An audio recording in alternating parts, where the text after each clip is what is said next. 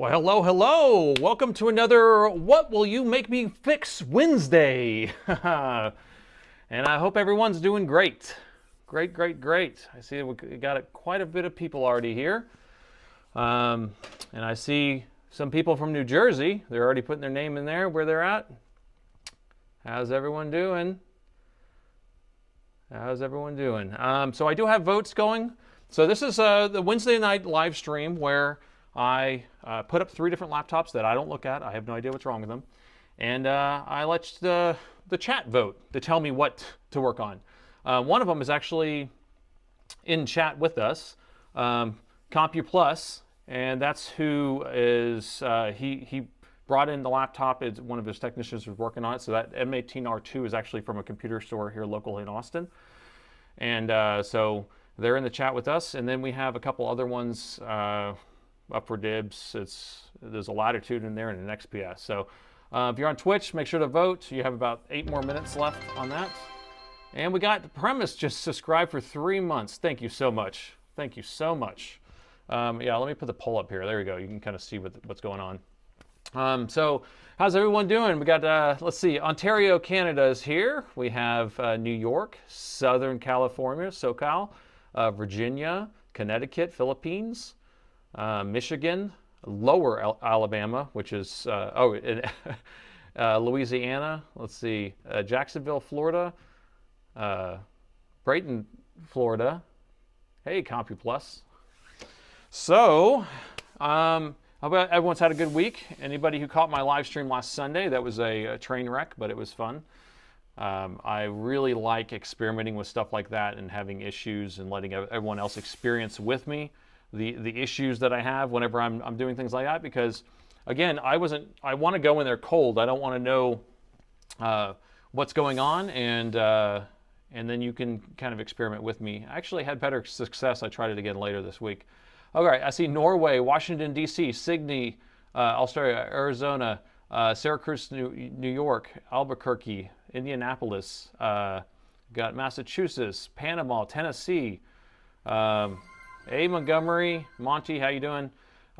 Miami, Czechoslovakia, Canada, Tennessee, Delaware. Man, it's just all over the place. So we already have 300 people on YouTube, and we have about 30 people on Twitch. Cast your votes. We only have a few more minutes left of that. And we have a new donor board member. Welcome to the donor board members. I appreciate that. Thanks, Kyle. Appreciate you becoming a member. So again, these laptops I put up here, I haven't looked at them ahead of time. Well, the CompuPlus one, I guess we looked at that a little bit. So he brought it in, we looked at it on the counter. I haven't torn it apart, I haven't figured out what's going on, but the kind of the gist of that 18R1 where that's the one that's in chat with us. The customer changed out the DC jack because it was broken and it wasn't charging.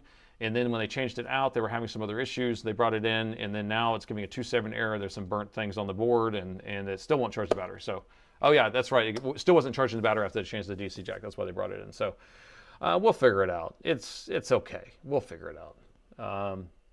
So we got a couple more minutes left on there. Let's see. The Dell and Alienware Corporation. Has anyone been to Micro Center before? I've never been to Micro Center, but they're building one here in Austin. That's at least what I heard. We had a big Fry's here that closed down because Fry's went out of business, and I think Micro Center's taking over that building, so I'm pretty happy about that. I've never been to a Micro Center. What we got? Daryl, $5. Thank you, Daryl. How you doing? And I think I saw, yeah, let's see. What else? Oh, I saw the Bell message come up for a second, but I think that was an old message that was in there. I wish I had a Micro Center. Yeah, I really want to go there. They buy a lot of stuff from us, so well, we've definitely done business with them.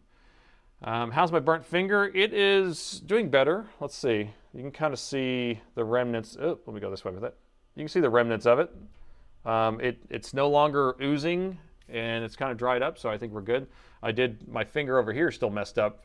My bowling injury from last Saturday, I ripped the whole side of my finger open there, bowling, but that's getting better too.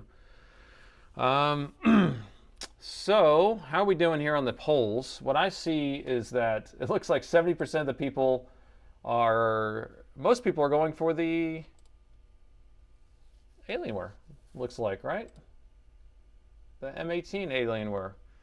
We do have some latitudes in there too, but it looks like 61% is for the M18 and then 73%. So we always go to the highest percentage. And so right now the M18 is going to be winning. So, and then the latitude's next after that. So, you used to build desktops that you bought from Micro Center. You're from Boston, Connecticut. And we got more people. I didn't end up putting any Neosporin on any of these things, and I probably should have. I'm pretty bad at that. What I am good at, though, is putting alcohol on it. Yeah, let me spray some alcohol in here right now. But doing Band-Aids and all that stuff, I just can't keep up with that. I'm pretty bad at that. It's not oozing, which is good. Battle scars, that's right, battle scars. You got a Micro Center 5 minutes away from you. Wow, you're lucky. That's lucky, lucky, lucky. Oh, I want to say something. Look what showed up in the mail. Nobody told me it was coming, but look what somebody sent me. A bottle of Buffalo Trace. And I just want to thank Paul. Paul sent me a bottle of Buffalo Trace, and I just finished my bottle of Buffalo Trace, so I will be sipping on this after the stream tonight. Not during it. I'm not going to be able to keep up with that, but I'll do that after the stream. So thank you so much, Paul. That was very generous of you. Bowling is a dangerous game. Yes, it's a dangerous game whenever you haven't been bowling as much as you used to. I used to bowl a lot a long time ago, and then I started, I took probably 10 years off, and I just got back into it, and I was like, oh, I'm going to go bowl, and I bowled like 7 games in 1 hour. I didn't have much time, and just totally ripped my finger open. So pack it with salt. That might be a good idea. And let's see. Let's put some lotion flux on it. No, we're not going to do lotion flux, but we're going to be using the Bad Wolf flux all night long tonight. I've actually been using this all week. It's actually pretty good stuff here. So, or BlackHorse. What did I say? Bad Wolf? BlackHorse. The BlackHorse flux. And I actually like it a lot. Now, higher temperatures, it does smoke, but it smells really good. It doesn't smell like lotion. It smells more like piney something. I don't know. And it's supposed to be all organic, things like that. So all the buzzwords. But I'm going to get a link, and I'll put that in the video description if y'all want to check that out too. Did the polls end? Yes, the polls ended. Okay, so 70% went for the M18, 60% on YouTube. So we're going to do M18 first, and then we're going to go to the Latitude next if we, time has us, and then we'll do the 9310, which is my nemesis. I hate working on those because they always end up having issues, but at least that one actually turns on, supposedly. So, let's see. I just want to catch up with any other chats before we do it. So full contact bowling, that'd be pretty funny. Yeah, and I actually bowled on Monday 2 days after I ripped this right here, and it was pretty painful. I ended up wrapping it up and trying to bowl with that, and I bowled some of the worst games I've bowled in years. So I'm a 206 average, 207, something like that, and I bowled a 168 average. So pretty bad, but but I was suffering through the pain. And we were playing a blind team, so you weren't really bowling against anybody. No, it's not Black Wolf, it's BlackHorse. Oh my gosh. Yeah, I misspoke. Bad Wolf works though. You have a couple older laptops using Linux. That's perfect for Linux for sure. Let's see what else I want to get. Fresh Horse sent me. It does smell fresh, so maybe we should call it some Fresh Horse Flux. Well, let me grab the M18. We'll get it. We'll take a quick look at it here and kind of get our bearings on it, and then we can figure out where we're going to go from there.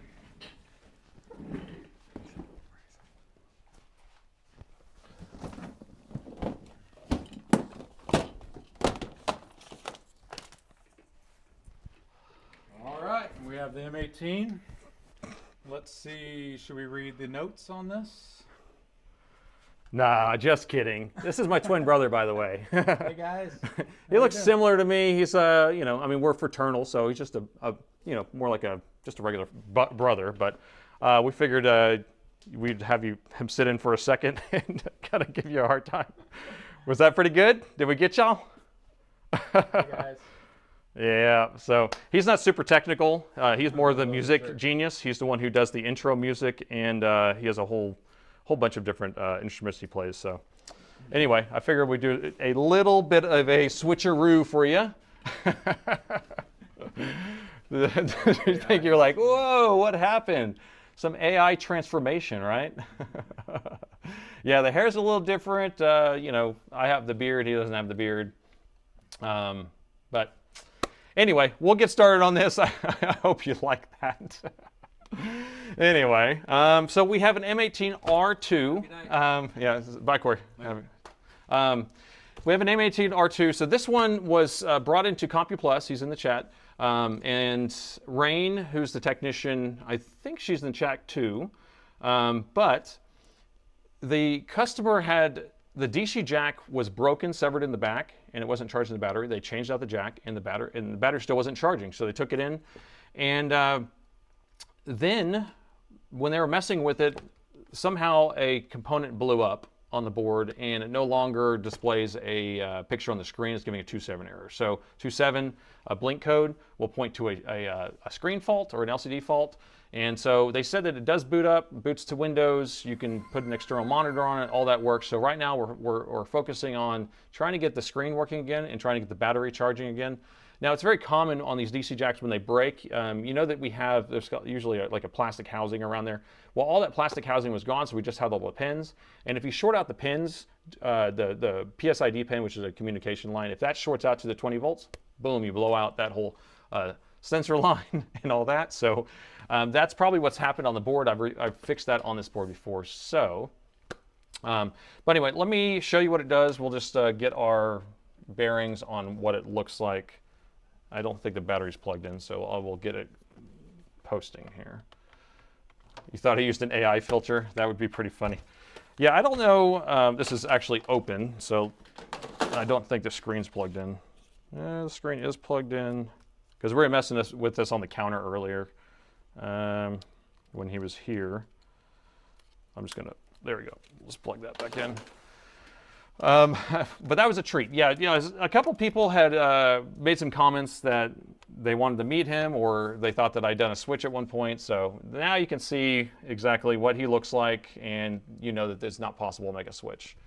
This laptop's so big it doesn't even fit in this frame here. Like having to move it over just a little bit. Possible fireworks on this one. Is that what we think? So I'm just going to turn this on for a little bit. We're just waiting to get this 2.7 error just so we can show you that that's what it's getting. This LCD is connected. The battery's plugged in. Power meter is not in frame properly because I still have not put magnets on here. I just have double-sided tape. There we go. Yeah, the stunt double was a good idea. Ha ha ha ha ha.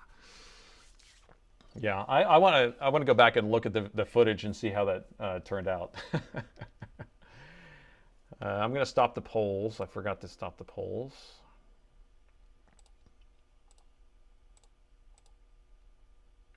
There we go. So it's still booting up. Takes a little bit of time, so we can just chat while this comes out of its CMOS reset. Oh, there it is. I think we got it. Did we get it? Nope, not yet. Takes a little bit of time. What does a 2.7 mean? So whenever I say 2.7, it means it will have 2 red. Here we go. And then 7 blue. So you see it's blinking? Well, that's not the blink we're looking for. It's a softer blue. Because I wait for that to stop doing that. I think that's just charging the battery. Okay, there we go. So we got 2 red. And then 1, 2, 3, 4, 5, 6, 7. So if you searched on the internet for Alienware M18 R2 light codes, it will pull up a list on Dell's site that will tell you what, you know, the number of red blinks and then the number of blue blinks gives you an error code, and that error code points to an LCD. So I would just call it 2.7, if that's clear enough, right? So display error. In general, hey, thanks for the Prime sub. In general, if you have like a backlight burned out, so let's just say they plugged in the screen without unplugging the battery. If you had a backlight burned out, a lot of times you'll just have a dim screen, but the screen will not give this error. Now, if we're getting this error, it usually means either A, the screen's bad, which is probably not possible, or you have the 3.3 or the voltage that powers the screen is not present. So it doesn't detect the screen. So I'm kind of leaning towards that. Didn't we have that error last week? What were we working on last? I don't know. this error comes up all the time. I don't know. We get 3 5s, we get 2 4s, 2 3s, but screen errors, I don't know. I work on so many computers. I really don't even know which one I've worked on streams or what. I have to make notes and stuff.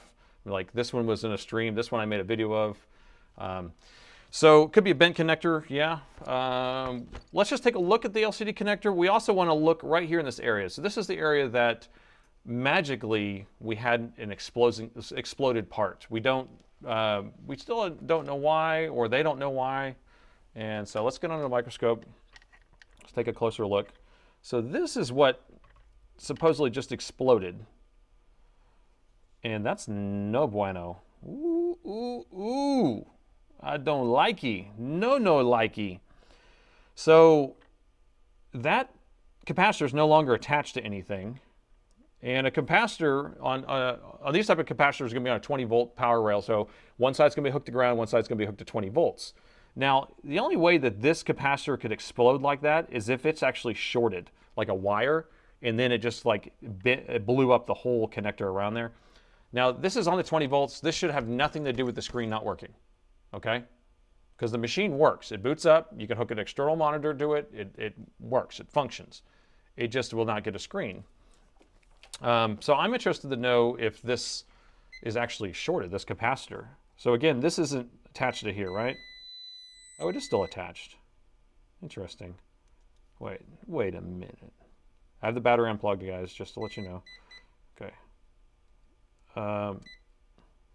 No, is it attached? No, it's not. So there's nothing here. I just want to see if the capacitor itself is cracked, or shorted out, but I'm not seeing a way for me to measure the side because it's all blowed out. That thing blowed up. That thing blowed up. That's the chip from yesterday's video. Yeah, maybe. I did another blown up one today. Gosh, it was so bad. I had to rebuild the whole thing, the whole area, and it was like 6 different chips. All right, so again, that should not do anything. It should not affect anything. Now, how did it happen? I don't know. They said that when they plugged in the battery or plugged in the charger, it just like went boom. And, but I want to know if it went boom, I feel like it would have had like some sort of, yeah, I don't know. I'm trying to figure out if the technician did it or not, that's all. Here, I'm going to pop this off of here. Is it cracked? I mean, I guess it has to be cracked. Okay, so it is cracked. So it is shorted out. So I guess there's a chance that it did just pop. And it was nobody's fault. It just happened to do it whenever it was open and being worked on. We'll be able to reattach one in a funky way, but not in a real way, right? So this whole area right here, we would have to put a whole new ground pad there, or what is this? Or this is ground, I guess. This is positive. We'd have to put a whole new area here, but we could also just hook one kind of diagonal across there. We can feng shui it, just put it, you know, like this. I think that will look good. It will look good and it will work well. Because this right here is melted metal, like welded metal. So a little flux will not clean this up. I can tell you right now, this is hard as a rock. This is not solder. It's welded metal. See if we can get a better view here. I'll show you how. We'll try to clean it up just a little bit with the soldering iron, but I have a feeling nothing's going to happen when we do this. But I could be wrong. Could be wrong. I didn't have that. This was just brought in today, this laptop, so this was not in any other video. If that's what you're wondering. This was just brought in this afternoon, probably like 2 hours ago, by Alex, who's in the chat. Okay, so I'm going to see if we can melt this. I don't think we can melt this. I can solder to it, but it doesn't want to melt because that's actual metal that's melted there. This area we can take off. So here's what we're going to have to do. Like I said, we're just going to have to connect the capacitor from here to here, and that will fix that. And it'll be good enough. Because there's really nothing. I can grind that down a little bit if I want. I don't know. It's a little risen up, so it's going to be kind of floating. I don't know. I'll have to think about that. But it's not important right this second, I can tell you that. So we can deal with this now, or we can deal with this later. What does the chat think we should do? I know that the chat is they know everything. I'm just going to clean this up so you can see it better. The chat knows everything, or they think they know everything. And so my take on this right now would be to, let's fix the laptop, and then we'll put that capacitor on at the end. What do we think about that? Because right now the screen's not working. That doesn't have anything to do with the screen. That's going to be on the 20-volt line. Is the cap between the two resistors okay?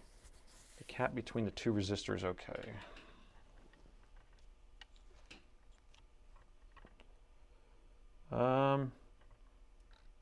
Yeah, it looks a little fugly, doesn't it? It looks almost like it's been soldered. Interesting. Huh. Good eye. Good eye. It looks a little weird. If you don't know what we're talking about, it's this one right here. So normal solder job kind of is like the solder smooth right up the side like this. You see how there's a ball right here? And then this almost looks like it's cracked. Bro, you guys are, you know it. You guys know it. Yeah, so that thing is messed up. I would have missed it. I would have missed it if it wasn't for my chat that knows everything. I told you know everything. Let's go ahead and reball all these capacitors. Oh, just funny. So funny. Okay, so we'll replace that too. I wonder if that will just pop off.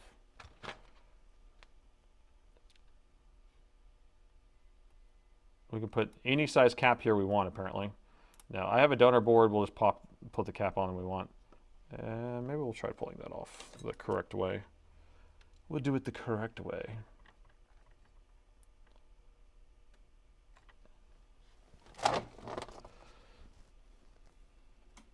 All right. Use some foil tape and rebuild the trace. Yeah, I can do that, but I mean, if you want me to, I can. I have some foil tape all ready to go because I did it this afternoon. It's just, I could just put a capacitor from here to here, like that. So do I really want to put all this stuff here? Maybe you guys want me to see that. And I'll have to grind this down though, because there's like a lip here. So I have to grind it all down as flat as I can. Put that foil tape across there. I mean, I guess I can make the foil tape just kind of bunch over it. I don't know. All right, yeah, so that cap looks messed up. So maybe that is on is that the muxing chip? I don't know what that chip is. Here, maybe someone can tell me what that chip is. Someone look that up? Because if that capacitor is shorted on there, that might be causing our LCD issue. And, bro, you caught it.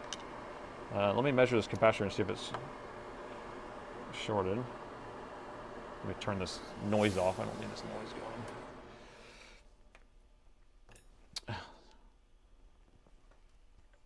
Let me see if, yeah, this thing's, oh, it blew away. Where'd you go?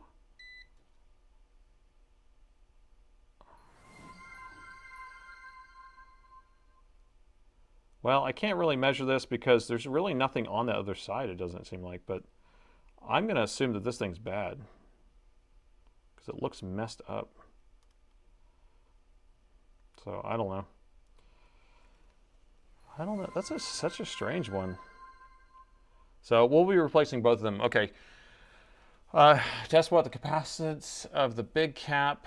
Let me see what this one says. Do you know if you have a Dell laptop that's stuck in a BIOS or EC, hold down the power button and connect the charger and the device will turn on? Do you know if that's possible? No. If you do a CMOS reset on it, you can clear all the power and it should come on automatically if it has a programmable EC chip. Johnny, thank you for the Prime sub. DisplayPort mux, yes. Okay, perfect. So if that is shorted, then that will fix that then, and we may fix our output. So it's funny, it's all in the same area. Do you think we had a tool hit this? I think we did. We had to have. We had to have had a tool do this. What do you think about this? Like that. and it touched there and touched across there. I don't know what voltage this is, but for both of those to get blowed up, that seems very suspect, right? What do you think? The display port's working at least. I guess that's how we, I guess that's one way to make it display an output. Just put that, pull that high. I concur. Premise concurs. Well, I am so happy that you saw that because I literally would not have seen that. Now, I wonder if this chip is messed up because of it.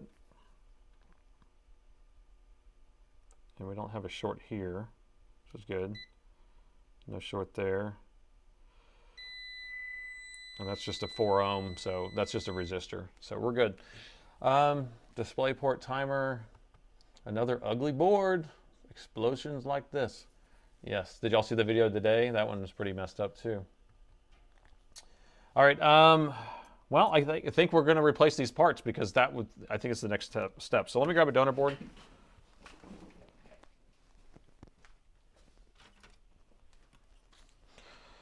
And this was the donor board I was showing him today as a prop because we were talking about, like, you know, what it could be.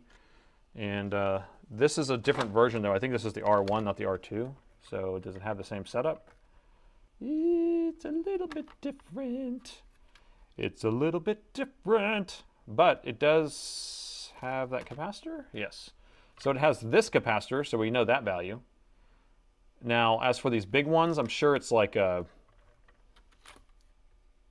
I'm sure these are fine, right? What do you think? Do we concur about that? Because this is a 20-volt line. These are actually power stages that go to the GPU on this one. This one doesn't have a high-end GPU, so it doesn't have a second set of power stages on this side. But this one does. I think this is like a 4080 board or something like that. So I'm going to steal one of those capacitors, which should be on the 20-volt line, and steal that that center one there. Everyone concur? Concur, concur. I love it. A 22 microfarad. 22 concur. All right, so that's, and then we will have picture. Okay. Let me clean up these pads. Now, do you want me to rebuild that area? I mean, I guess if you want to see that get done, we can do it. I can rebuild this. If you build it, they will come. I don't know if you want the polarizer on or not. Can't tell how much you want to polarize that thing.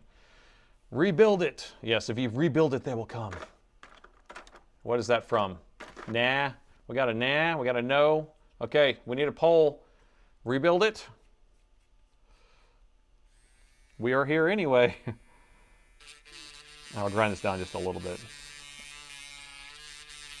Is anyone going to name the movie?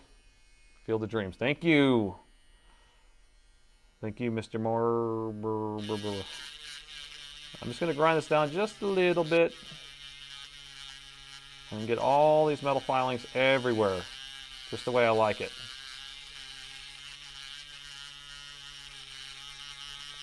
Now, there's still a chance that this chip is bad or something. I don't know.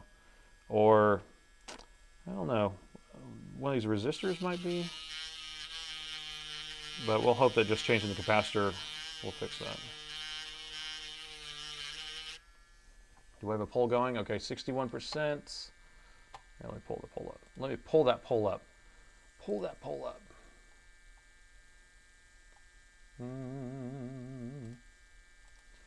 Pulling the poll up. All right. If you're on Twitch, go ahead and vote too.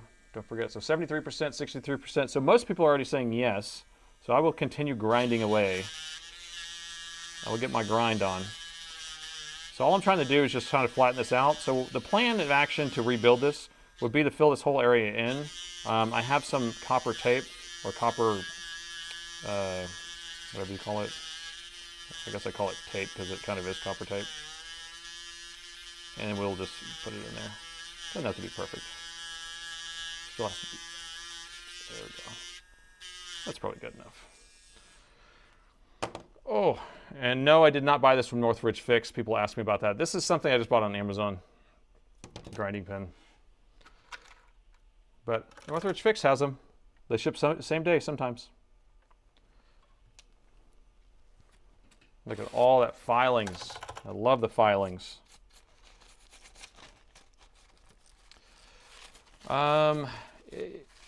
Daniel, you're asking questions about your 7520.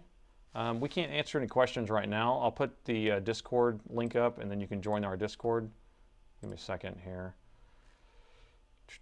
Where is it? Right here. All right, so I just enabled that. So if one of the mods can do ! Discord, that will pull up the Discord link, and then you can join the Discord and ask any questions, technical questions. I just don't have the bandwidth to answer questions at the same time while I'm working on things. I hope you understand. But our Discord's pretty good. Has a lot of stuff here. So we're going to be using our BlackHorse right here. I can't remember if it's Whiskey Tango or I can't remember which version it is. But this stuff is pretty thick. I like it. Now, I don't like the syringe because I have to, it just wants to keep coming out. There's no way for me to make it stop. So I have to kind of set it somewhere if it will keep blobbing everywhere. And it smokes pretty good amount, but it smells so good. It smells like pine sol. You see it bubbling like that? It's supposed to bubble. It's supposed to bubble, okay? I'm just cleaning up this other one. There we go. Now, I didn't mean to squeeze out this much, but that's what happens when I'm squeezing that type of syringe. That's the only thing I don't like about it. So if I was going to complain about something, I would complain about the syringe. All right, let me pick this stuff back up. See if I missed anything. You got a 17R4 coming to me. So it did coagulate pretty fast, though. Look at that. I didn't realize it was going to coagulate so fast. That's such a pretty word, isn't it? Coagulate. It's like gelatin.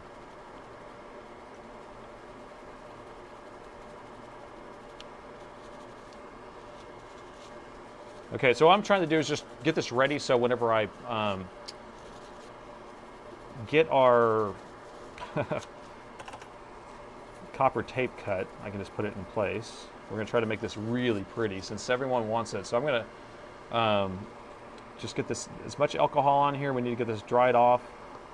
And then I'm going to cut a piece of tape. There we go. Get out of there. And dry it some more. So we're almost ready.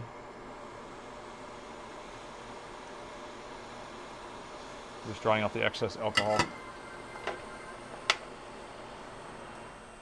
Yeah, it smells good. Remember that Pine Sol commercial from the 80s? Pine Sol, or maybe it's 90s. I don't know if anyone's old enough for that. That's a joke. What am I looking for? So here's my copper tape. It comes in, it's like a roll like this. And then I cut it down into little strips. And then I have to cut this strip even more. So like you see how big this strip is right here? Look how big it is compared to this.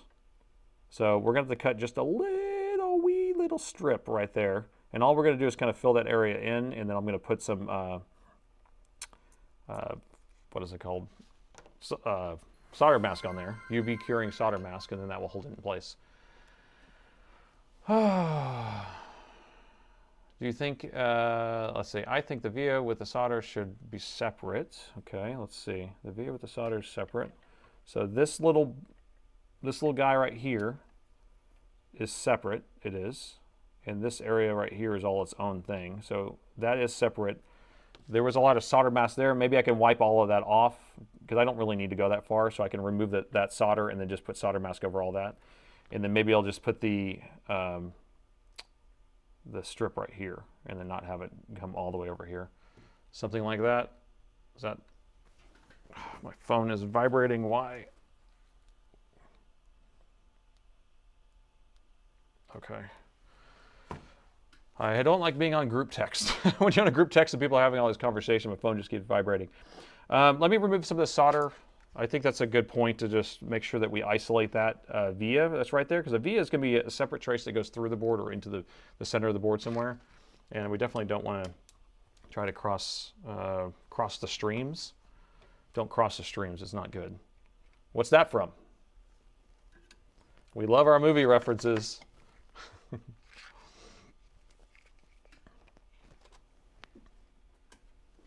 Anybody? Anybody? Ghostbusters, boom! It was very delayed though. Ding-ding-ding-ding-ding. Ding-ding-ding-ding-ding. Ding-ding-ding-ding-ding. Ding-ding-ding-ding-ding. Ding-ding-ding-ding-ding.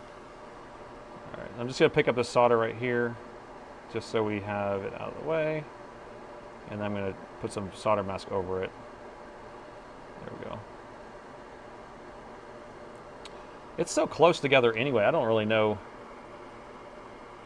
Huh. I don't really know. That's a hard one. It's separate anyway, I don't know. It's kind of hard to tell, but I don't think it's gonna be merging together. But we want to be careful.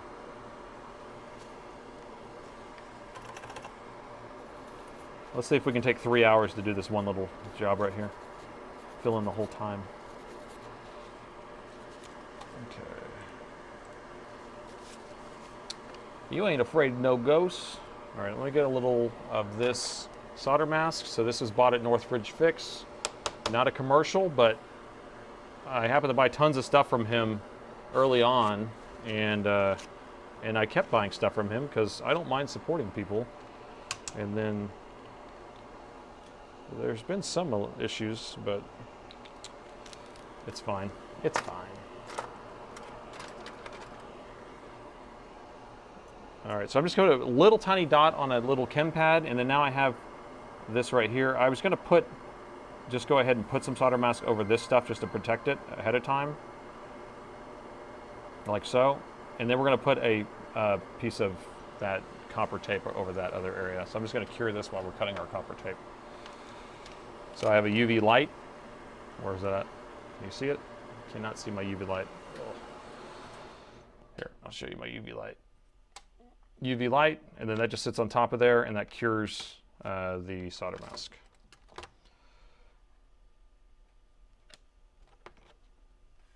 Close the pole. I'm gonna let that do that real quick. Real quick, it's just gonna be so fast. The board's shorted together. I don't think so.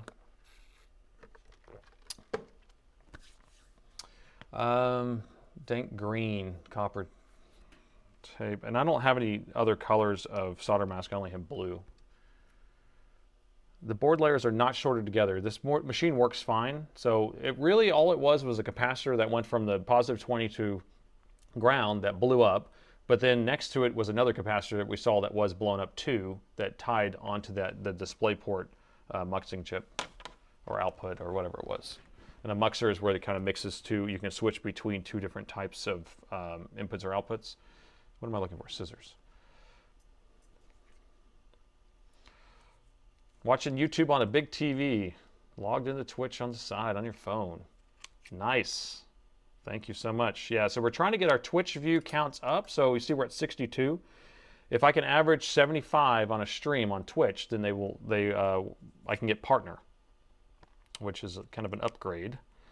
And so that's why we're trying to get more people over to Twitch. So anytime, if you want to, you can go over to Twitch and log in. Now they don't really count people who have it on mute and they're not participating in the chat over there. So you kind of want to, use it if you're on it. There is commercials, but then if you just use your Prime sub, then it gets rid of the commercials from your Prime. Not really a strong epoxy. Okay. Now we'll look at what we got. So all I did is just use that just to kind of cover that stuff up.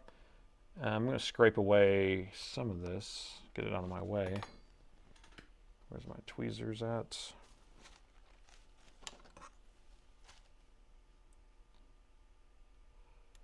I need to solder across this area, so I just don't want to have any of that mask right here. So I'm just going to scrape it out.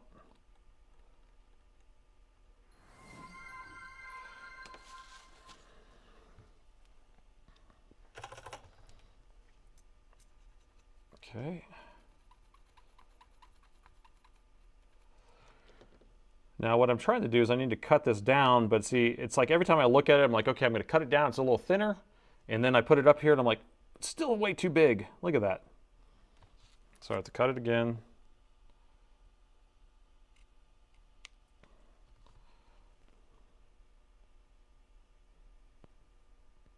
Still too big.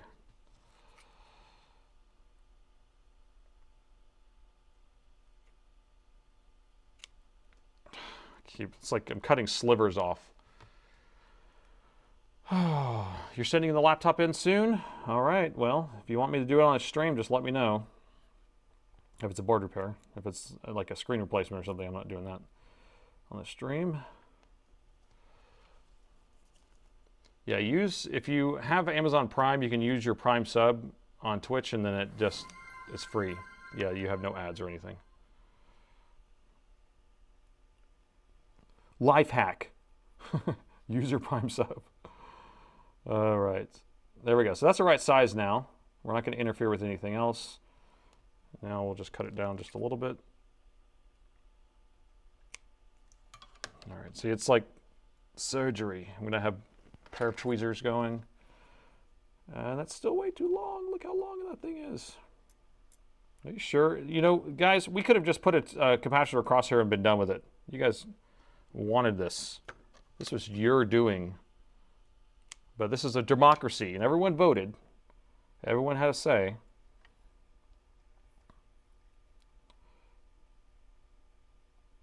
Almost there. It's way too big. It's way too big. That's what she said! So Michael Scott. XX, thank you for the Prime sub. I guess you figured out where that button was. Okay, look at that. Perfecto. It's perfecto. Okay, so the sticky side I do up on this, and then that way I can solder the other side down. So I just kind of pull this out of the way. You would think you put the sticky side down, but then that is all gooey and it doesn't stick to anything. So your sticky side's up, and then you wipe all the stickiness off afterwards. Do you concur? Shoot. All right. I'm just going to put a little bit of fluxy flux here. Okay.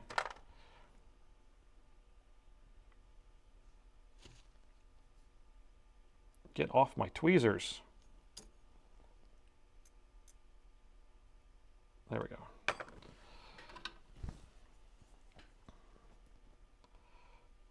All right.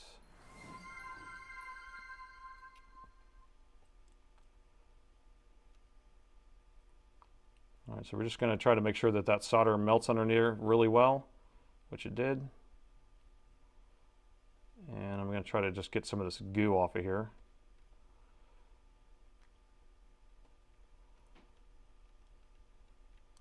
Mr. Magoo. There we go.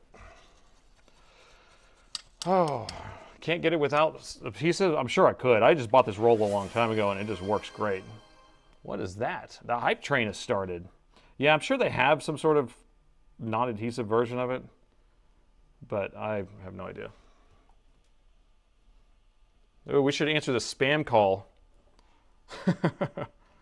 Man, this spam calls drive me crazy.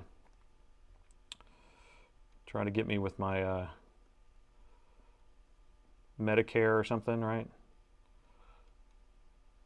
I usually give them a real hard time. All right, so that's good enough. I don't know. It's like hard to see with this microscope. Does the polarizer make it better, or does that make it worse? Is that better or worse? Because it seems so dark and it's just shining in the middle. If I actually unpolarize it, then it gets bright everywhere else and it's going to diffuse. Yeah, oh, the Geek Squad. Yeah, that's right. So what I need to do, what the most important thing is here, because I'm about to put solder mask over all this area, is I want to make sure that we have no flux here, or else we're going to have issues. Issues with it, the solder mask sticking. So get that out of there and dry it off. Make sure nothing's boiling out from underneath.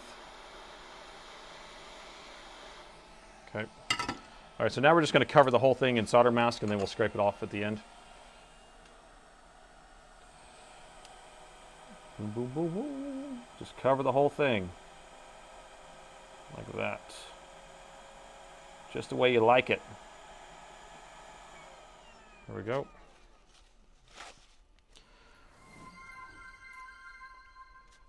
And where's my curing light? So we're going to use the curing light again, but I'm going to hold this down so the actual pad stays a little flatter while this cures. You're not going to be able to see what's happening. So I will just go overhead. Going overhead. Proper good, proper good. No flux was hurt in the fixing of this motherboard. So I usually do, these are 30-second cycles or 20-second cycles. So yes, it's not perfect, but good enough. Nice and thick. Hey now, watch it. Too much. It doesn't really matter how much it is, because what you're going to see me do in a second is I'm going to skin it all down. So after you put it all on there, then you just kind of, you can grind it flat, and then it's good. So I usually don't care how much I put on there. If you want to, you can just leave it as a big bow and just clear off that one area. Zero flux given. T-shirt idea. Zero flux given. Yeah, that could be a good one. Here, I'll bookmark that. Oop. Where's my mouse? Clip that. Boom.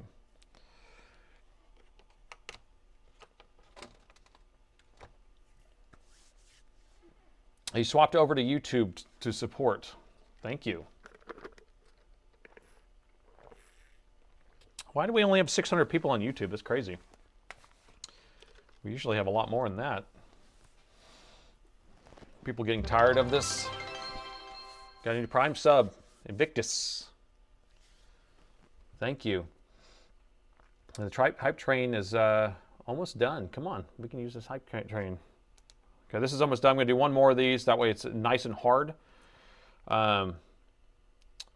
Give a flux meter t-shirt. I actually made 2 more t-shirts today, and I put them up. So if you want to look at the link inside the video description, a new one's, it's another saved, I saved another laptop, another version of this shirt. And then I added a eat, sleep, save another laptop, repeat shirt in there. I got a few more ideas. I just didn't have time to sit down and do it. Because I designed them myself. Hey, we got a gifted sub. Thank you. I design all this stuff myself. Photoshop. Because I'm a Photoshop master. Teresa just gave 100 bits to the stream. Thank you so much. All right, so now we can look at this and see that it's like a rock. Like a rock, right? And it's way too much, like everyone said. And I don't care if it's way too much, because what I'm going to do is I'm going to grind it back down and make it flat. So I usually just flatten this out. So we really just need to get to this one area that's here, because we're just going to put a capacitor across here. So we'll make this as flat as possible. And we could grind this whole thing to make it flat, since we're doing it. That'll make it look a little bit better. But I need to expose this pad right here.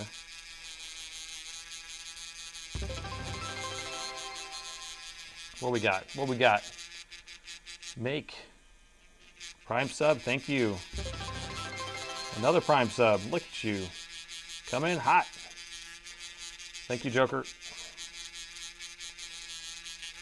Okay, finally made it down there. This was pretty thick. It was way too much. You're like, told you. All right. All right, I'm just gonna flatten this out just a little bit. Is this a good sound? Sure, it's a good sound. Okay. Okay, you like the color? Yeah, I picked the color myself. No, not really.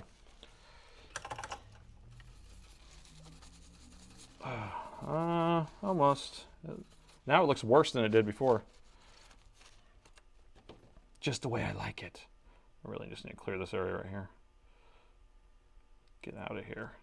Get out of my way. Yeah, rebuilding pads is fun.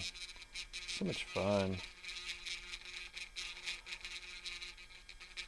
Okay.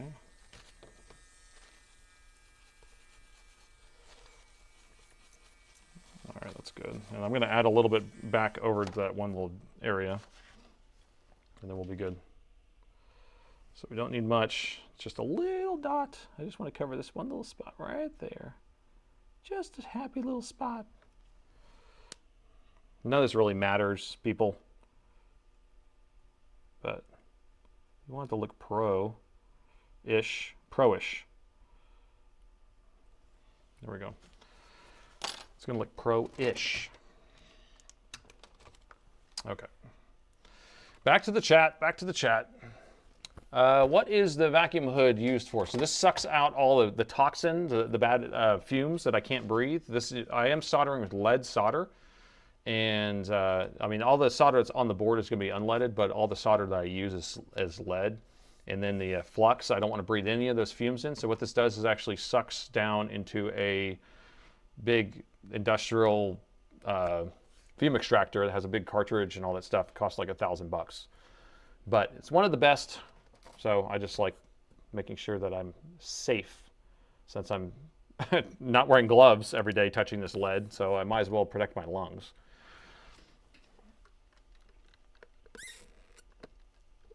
Everyone's getting anxious or anxiety. Anxiety. Do, do, do, do, do. Oh.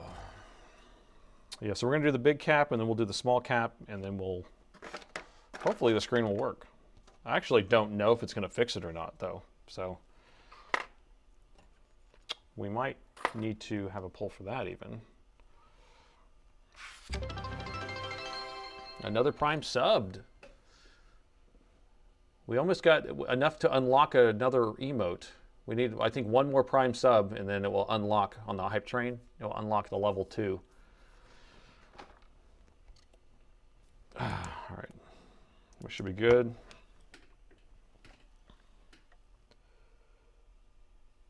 I almost feel like I should grind that down, too, to make it look dull like the rest of it.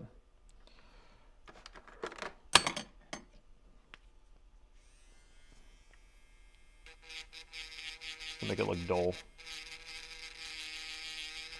There we go. No, I don't want to scratch that stuff back off. I just put a cover on there.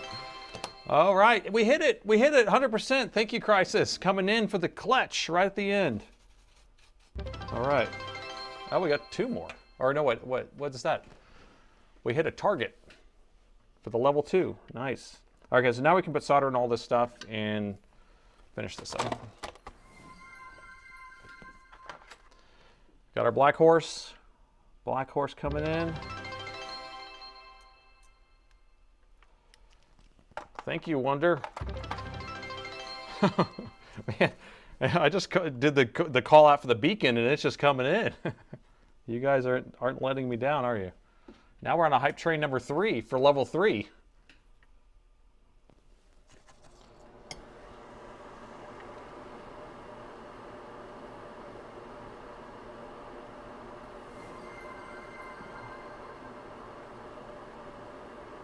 Okay.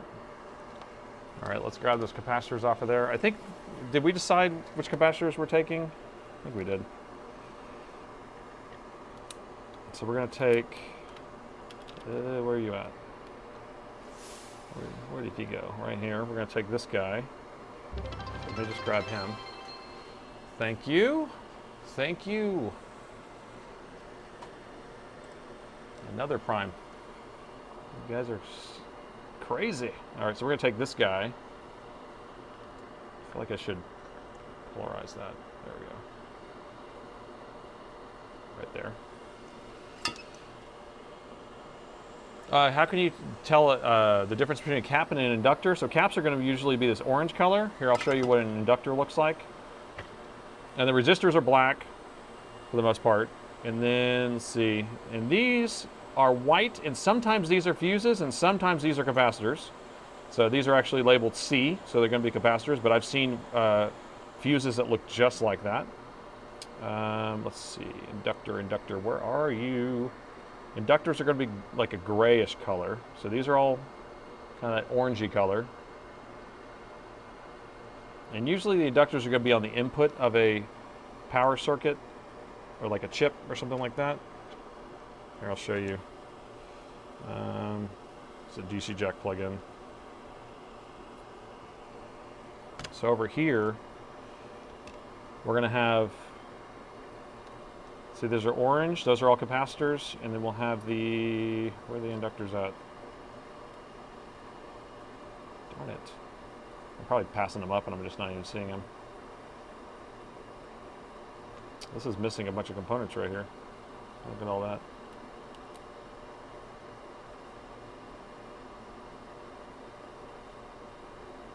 It's weird. I'm not seeing any inductors. Maybe it's just because it's polarizing light's messing with me. That's probably what it is.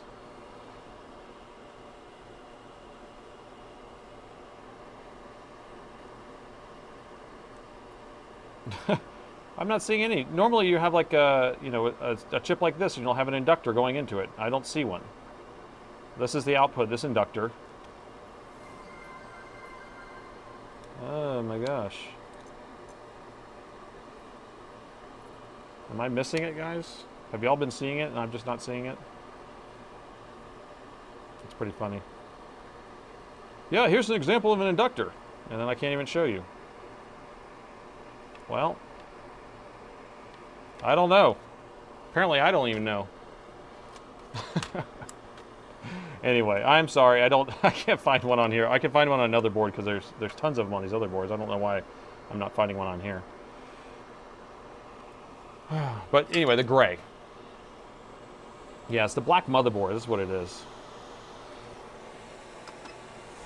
All right, so I'm going to grab this little dude, this little bro. Ooh, it's getting hot in here.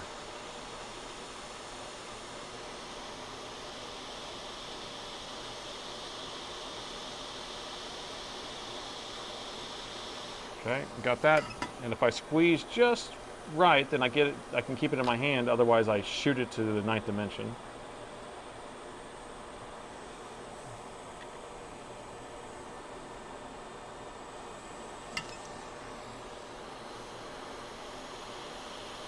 I could use hot tweezers for this, but this is just as easy.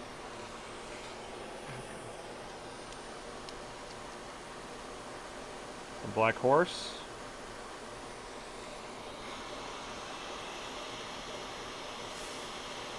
Look how pretty that went. Some of the best. Some of the best there is. And we need to get that another capacitor. So we decided we were just going to take one of these capacitors that are on this, right? I think that's what we decided.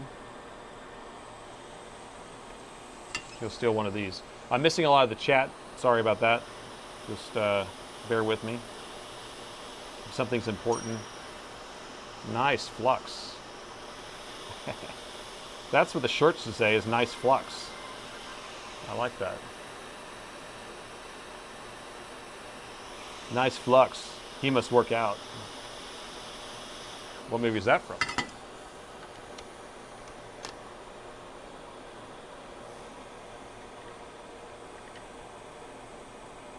Okay. About the same size. A little bit different color, but I know it's on a 20 volt line, so we should be fine.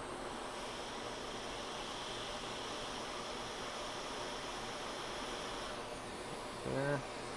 So what I like to do is I like to tack it in place and then I add the flux, because if you try to do it first, then the flux goes everywhere else and it doesn't stay there. Oh, it smells so good.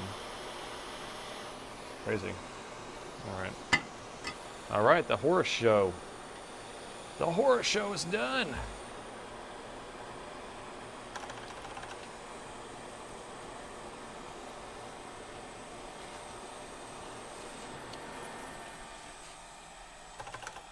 Okay. It's funny, the capacitor looks totally different from the other ones. Now, I don't think we're going to have an issue with capacitance. And that is a 20 volt line. So this is really the main thing that you're going to be thinking about, is when you're pulling a capacitor off another power rail, you want to make sure that it has the right voltage so it doesn't explode. We got those two connected, replaced. Doesn't look too bad, right? Pretty good. Pretty good. So, now the question is, should we plug it in? That's what I think we're going to do. I'm going to plug it in while we're looking at it, so in case it does explode, then we can see it explode in real time. Yes, Premise says it looks great. I know that you've done a lot of this type of soldering before, Premise, so that's why I'm like, I know that critiquing, I appreciate the compliment at least. Okay. So I'm going to keep the camera on here. I'm going to plug in the charger, and if we get an explosion, then you'll see it in real time, okay? Capiche? All right. Should I put my goggles on? I don't have any goggles. I'm going to put my readers on. All right. You ready? Are you ready? Everyone, brace yourself. 3, 2, 1. Bzz. And the machine's powering on. I think. That's a weird amount of amps to burn, huh? That's a weird amps. Okay, we have a problem.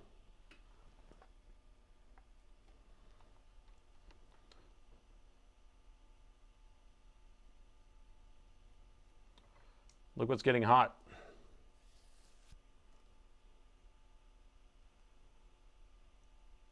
It's that muxing chip is hot.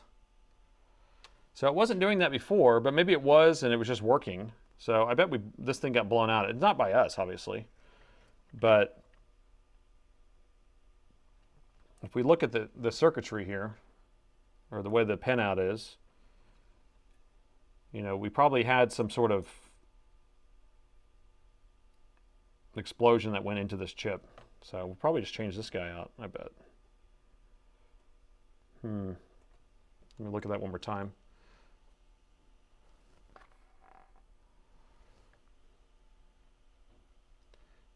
Yeah, let's turn it on anyway.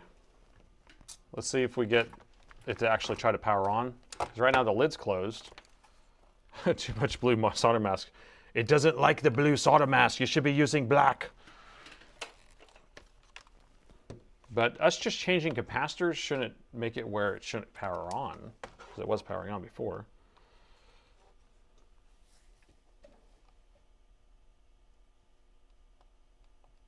That doesn't power on. Weird. That's weird. I'm going to measure over here. That's a strange one.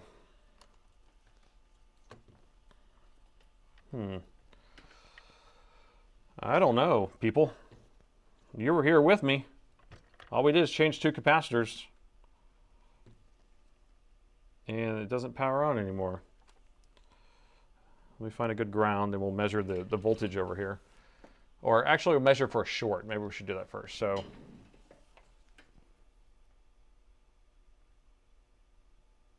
those aren't shorted, which is what we just put on. Wait for that to fill up. It's at 0. Okay. That was just a capacitor filling up, so that's why it's not shorted. Or it looked like it was shorted for a second. So everything's fine here. Nothing to see there. That's ground. That's our positive 20 volts. We have 4 ohms there. Nothing there. This is our capacitor. That's ground. That's the output. And I don't know what the value is there. Donor board time. Let's look and see what the values are in that, because without having the old El Schematicos, we can't really do anything. So that's why it's good to have another one. All right. So 4 ohms is not here. So if I measure this, we have 4 ohms on that chip. So I think the chip's toasty. And right here we have a short, a 0 short on the other one. So that's 1 ohm there. And nothing. Nothing here. Do we have the same chip? Is that the same one? I don't know the other number offhand. Is Somebody tell me. Maybe a bridge under the cap? No, because the cap, if I measure the cap, it's fine. Was that the same chip? We can go back to it. PS8461E A3. 8461E A3, so same chip. So I'm thinking the chip's bad. I think everyone will concur with that. So if I go back and measure here. So again, that's a 4 ohm. We weren't measuring 4 ohms there. And then that's measuring 4 ohms also. That's measuring nothing. That's measuring 4 ohms there. 4 ohms everywhere. Everywhere gets a 4 ohm measurement. All right, we're changing that chip out. This should be an interesting chip to change out. Let me get a bigger tip put on here.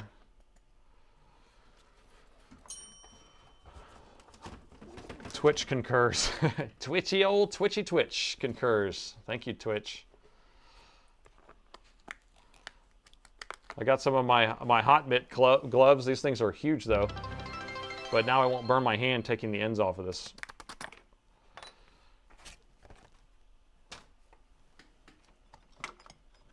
I'm just putting a bigger nozzle on here.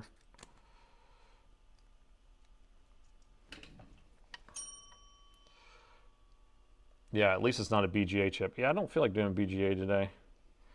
But I was going to tell you, so I did experiment with doing, pulling another one of those CPUs off this week. I think on Monday or Tuesday I did that. And so I figured out the trick. The trick is bring it up to temperature for a long time. So it took me 30 minutes. I timed it. So I kept pulling up, turning up in stages, and I just kind of put the hot air station over the CPU, just straight over it, and just set it at like 200 C for a long time while the board was heating up. And then I went to 250 C for a long time, and then went to 300, and then finally I went to 350 was the max I had to do before the board hit the temperature and the chip just came off, and it came off perfect. And all the balls look good and everything, the pads. So that's the trick on that. What angle do I want to get this? I need to be able to grab this chip.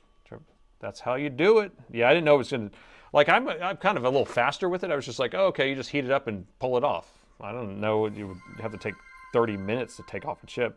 And it's funny because, you know, this is a big area right here where my store is, and this, my area, and then people are coming in from the warehouse and they're like, it smells weird in here. It's because it was like, I'm sitting there cooking some board for 30 minutes. Trying to get a good position to grab this. Okay, so we're gonna take the old chip off first. I think we can do it. I'm not worried about keeping it in this machine because I normally would take the motherboard out, but the heat sink's right underneath this, so I'm not worried about that. But what I do want to take off is these other things that are around it. So we have this fan that's near it, so I'm going to take the fan off because we can do that and pull this away. And then I think we're fine. We don't need to worry about taking the whole board out. Use a preheater on the board that soaks it up. Yeah, so I have my preheater on 400, and it's sitting there, and it can get the board up to about 150, 160 at most. But then I start heating from the top, and then that will bring it up higher. It just takes a little bit longer.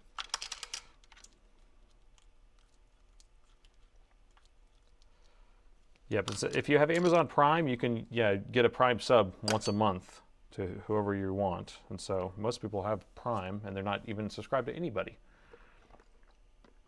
Who has the dip? What's the dip? You want some chips? You have chips, but you don't have dip? Is that what's going on? That's how BGA machines do it. It makes sense. And so I kind of like the old rudimentary BGA machine that I set up. Kind of thought it was fun. Now, do I want to do it as a living? No, I don't think it's worth it, really. All right, I think we're good enough. I don't think I need to protect anything over here. We're going to be blowing the air this way.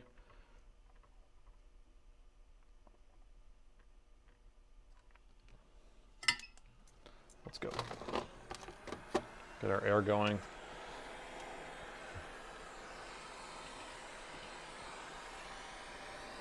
Thank you for the Prime sub, Dave.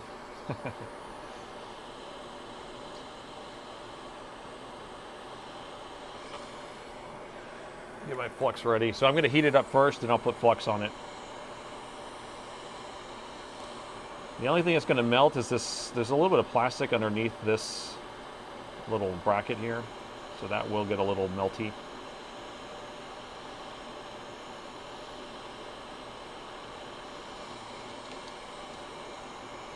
Look at it boil. Okay.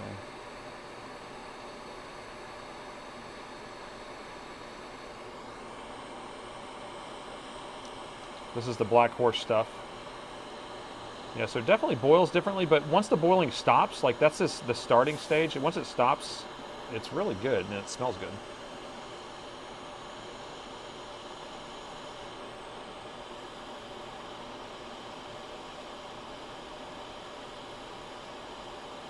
Just waiting for this to loosen up and I can grab it off of here.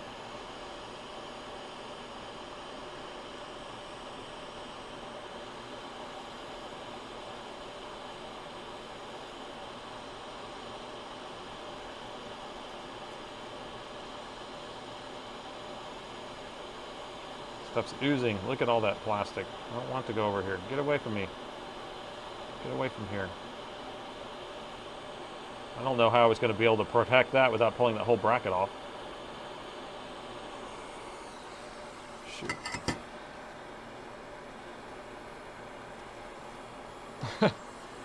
You know, it is almost calming like lavender. You're saying I need some lavender flux, but this is, it's like pine. So it's almost like I'm in the pine forest.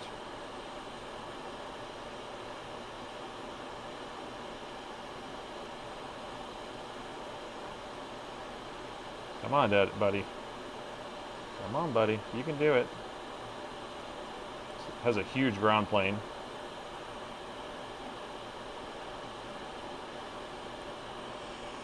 Oh, it's getting hot in here. Whew.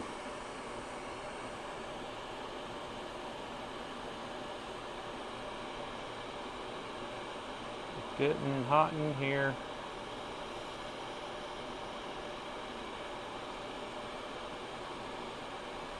Okay. Surprised this thing hasn't came off yet. And this stuff boils a little too much though. Raph, I don't know if you could fix that. Ugh. I don't like how much it boils right at the starting, but you're saying that that's the... I can't remember what that stuff is.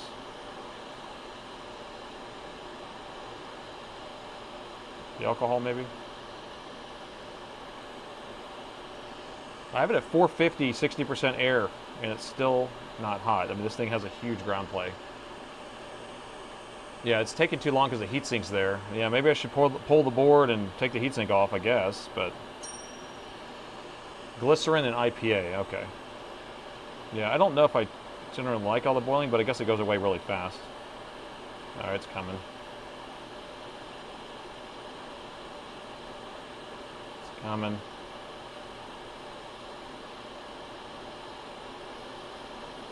Okay, got it. Got it! Alright, here it is. Pulled it off of here.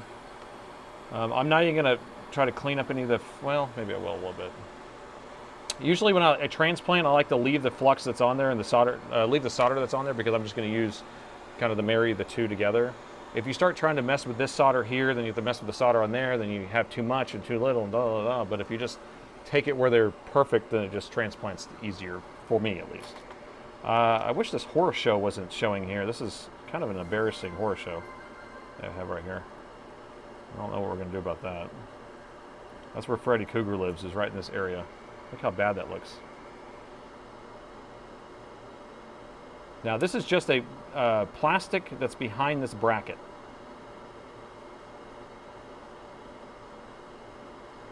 So, I don't know. I don't generally like the way it looks, but worst case, we have another one on here. We can just take off and I can replace it if we need to, but I don't think we're going to need to. Although, once we pull this thing off here, maybe I should take this bracket off right now so I don't end up melting this one too. It's a good idea. Oh.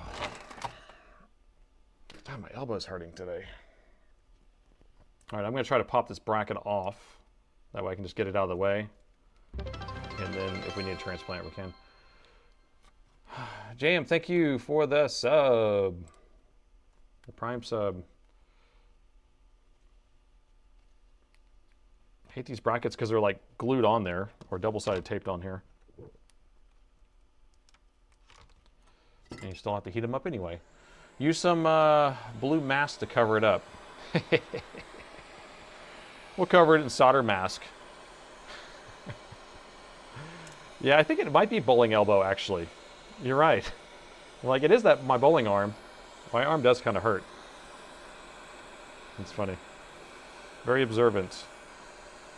I can't get this darn thing off of here. I don't even want to pop this thing off of here. That's why I didn't want to pop that one off. Because it's a pain. These brackets, like... So what these brackets are is that's where the heatsink screws on, so that it gives threads right through the board. And so it bolts on the back, and then you have holes to the board. I'm not going to worry about it. I was going to worry about it. Now I'm not going to worry about it. Just going to move this out of the way, though.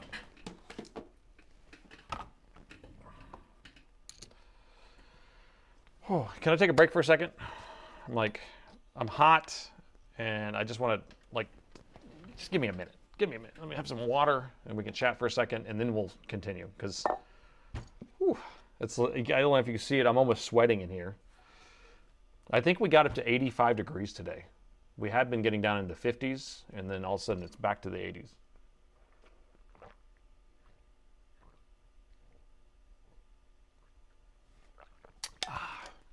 Water's good. Yeah, I'll put some well, I can't really even do Kapton tape over that. Night stream, no beer. Yeah, I don't drink and work on computers. I have a hard enough time performing on demand right now, right this second. Now, if you can put alcohol in there, like I have this bottle right here, I could just crack this thing open right now, but I can't do that. Performing on demand is already hard enough. So, but what I was going to say, Kapton tape is not really realistic because of how close this is. Because if I put a piece of Kapton tape, this is already like in my way as it is. So trying to put a piece of Kapton tape across there doesn't seem. I mean, maybe a little bit, but I'm heating the board, and that's what's melting it, not the metal. The metal's fine. It's just the plastic underneath it. So maybe I can do it this way. I mean, I don't want to blow air towards the LCD connector. Go this way, maybe like that. Can I grab it? Now I'm like in an awkward position to grab it. Maybe I can do that. And I can just blow the air that way. I don't know. Do I ever have interns? I had an intern 1 year, or it's 2 years ago. We had an intern for the summer, and it was kind of a nightmare, actually. It was my fault more because I think that I just didn't have time to sit down with a person over and over again and kind of train them with different things. And so I was kind of relying on my other people to train or show them things, and it wasn't working out. But I have had people come in from time to time and said, hey, can you show me how to do this? And then we just like come back here and we work on it real quick and knock it out, and hopefully they learn something. So I've done that.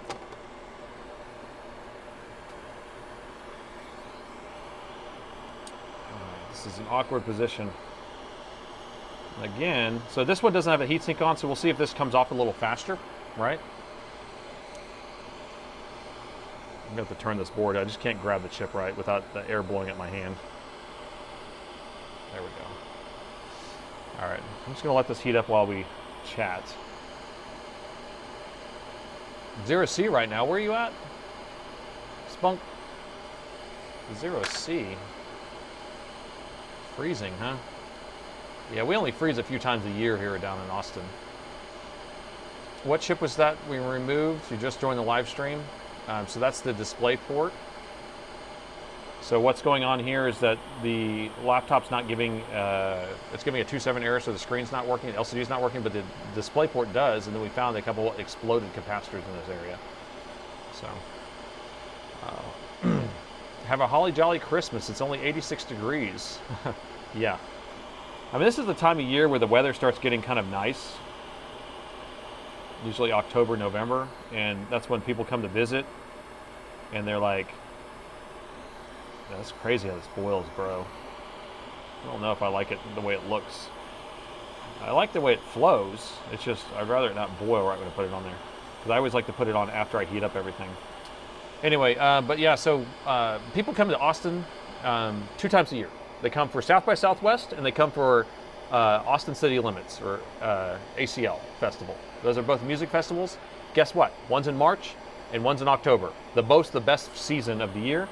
And those are the times whenever Austin actually feels a good temperature. And people will come and be like, oh, Austin's great, and I love the weather, blah, blah, blah, blah. And then they come, they move here, and they're like, oh my gosh, it's 110 every single day. How can you do this?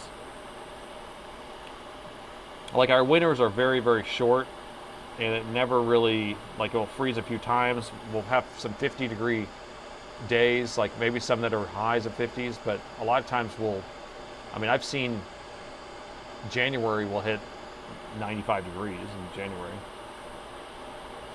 So, got it off.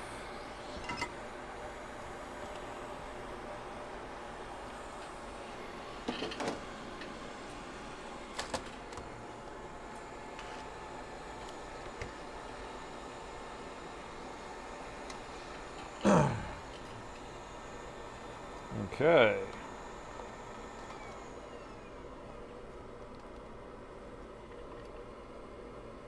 Line this back up. I'm going to maybe do that same orientation we just did and see if that's a little bit better for the cooking of that bracket, because the other bracket didn't get that cooked that bad. Let's see, this goes this way. So for people that don't know, pen 1 is the dot on the chip. So we see the writing, we see a dot, that's pen 1. That's what we're trying to get orientation. And then if we look at the board on Dells are very nice. So they'll put a little square sometimes, or this one's actually a little arrow pointing to pen 1. And so the chip's going to go in this orientation. There are boards that aren't printed at all, and sometimes they even have it where there's no writing. I guess, what is that, Apples do that? I've never worked on anything else. Dell's always has this, so I'm spoiled. Spoiled rotten.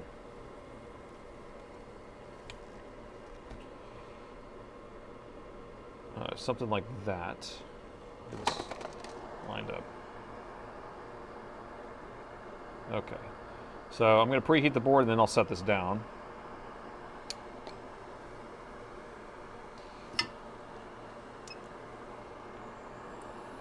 God, that looks crazy. Looks crazy, bro. Look how gross that looks.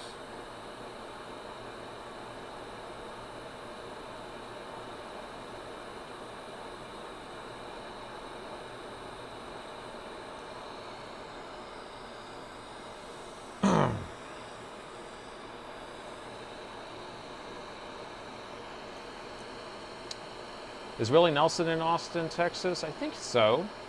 There's quite a few people living in Austin now. Well, I mean, Willie's always been here, but he probably has something like outside of Austin, like a big ranch, probably. I'm sure. I'm not 100%, but I've never seen Willie in person. All right, so I'm just kind of waiting for the flux or the solder to get a little soft. It is, so we're going to set this down now so we can tack it in place. We got a prime saw? We got a prime saw? Thank you, KJ. So now that we have it sat down, we're going to boil some of this BlackHorse. Man, boils. And once the boiling's done, it's fine. What is that noise? I just heard a loud noise. I don't know what it was. My computer has blocked up twice in the last 2 days. Completely just locked up with no warning. So just in case that happens, that might be what goes on. I really don't know what's going on with it, but I just like look up and the whole thing's just frozen. Come on, I'm trying to straighten this out. It doesn't want to move yet. You can do it. You can do it. There we go. Okay. I'm going to move this down just a little bit. Oh my gosh. I'm burning my hand doing this.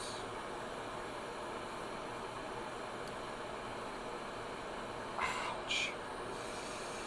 Oh, I need my mittens. Where are my mittens at? Just trying to slide this down just a tad. This is kind of an annoying chip to solder.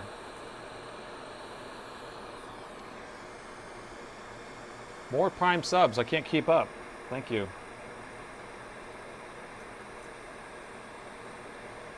I might need to turn the board. I can't really see if I'm even or not. Can you tell?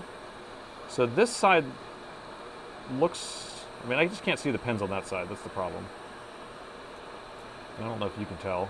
But this chip is not one of these ones where I can just kind of tap it and move it. It doesn't want to do that. Can't stand looking at that plastic melted over there.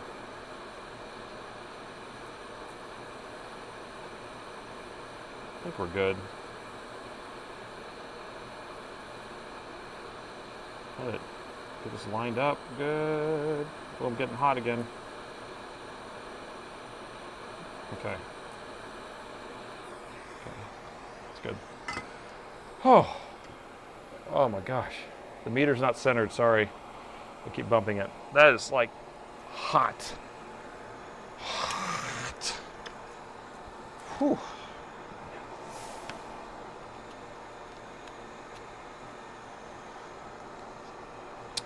So I'm just going to touch up these pads on the side here. Just in case we need just a little help there.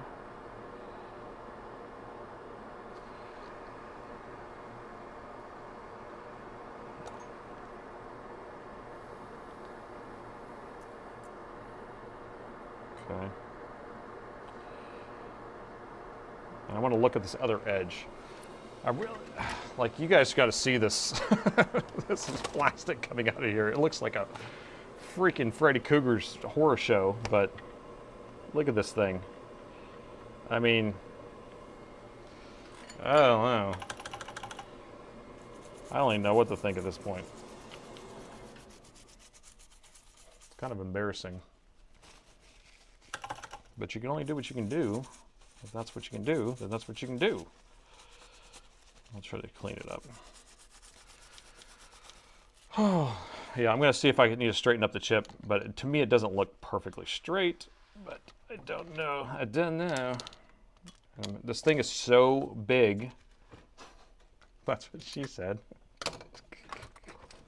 It's so big I can barely move it around on my desk. Okay. It looks crooked to me. Does it look crooked? Here, I'm going to get right on top of it with the microscope. Yeah, it looks like it's a little bit too far to that side. Am I pointing the right direction in the camera? I don't know. I keep cleaning.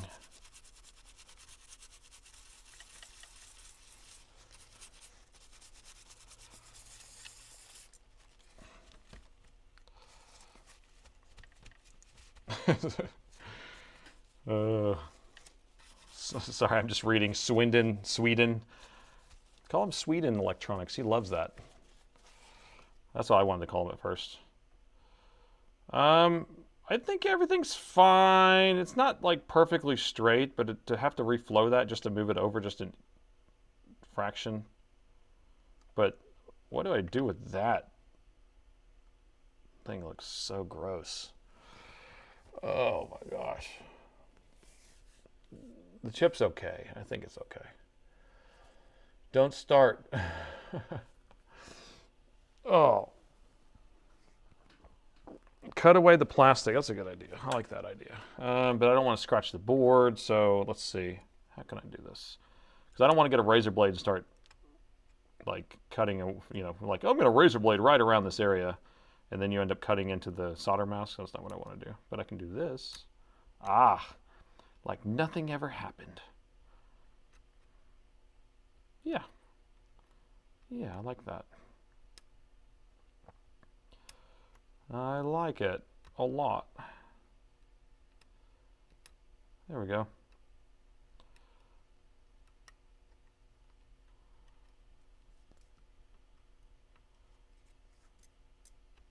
Yeah, it looks pro now.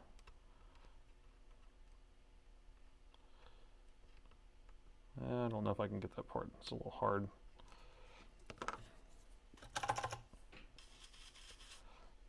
Oh, I need to refill my alcohol.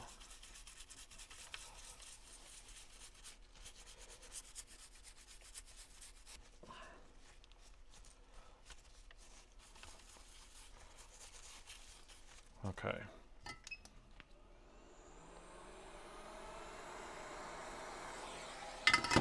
Okay.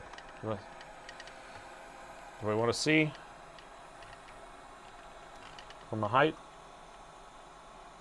So that's the whole area now. Now heat the board, back it up, straighten that chip, melt it all over again, brush it away. I don't think I need to straighten the chip. I think it's fine. I think it's fine. Yeah, I mean, you could tell it's crooked, right? So you can say just a tiny bit, right? So it's a little bit further down this way, and then a little higher that way, and then it's a little bit further this way. But the thing is that all those pins are touching, all these pins are touching. We have leeway. Now, maybe I'll look down the barrel of this to make sure we don't have anything weird going on. Is it proper nice, people? Is it proper nice? What's up, Nathan? This is Alex. I'm excited that the Alienware was picked for the live stream. So Alex in the chat, this is the owner of the computer company. And this is his laptop or his customer's laptop we're working on. So say hi to Alex M, 1270. And so Alex, if you just got here. So what we figured out is that this capacitor was blown out, but also this capacitor right here was blown out right there. And this chip is the DisplayPort muxing chip or DisplayPort output chip, basically for the video out. And so there had to have been a device that, or a screwdriver or something that went, or a screw or something that landed across here and shorted across there. And so after we replaced both of those, then this was burning hot. And so we just put a new one of those DisplayPort chips on there. And we're just contemplating on whether we want to straighten this thing up because it's a little crooked and it was a little bit of a pain. And we were melting this whole area over here trying to get this thing changed out. So it's a little crooked. And so that's where we're at. Yep. So Alex, everybody's saying hi to you. Thank you, Mr. Wonderful, for the bits. Or the Wonderful. Here, I'm going to look down the barrel of that, the side of that chip. Let's see if we can see if it looks okay or looks suspicious. And you tell me.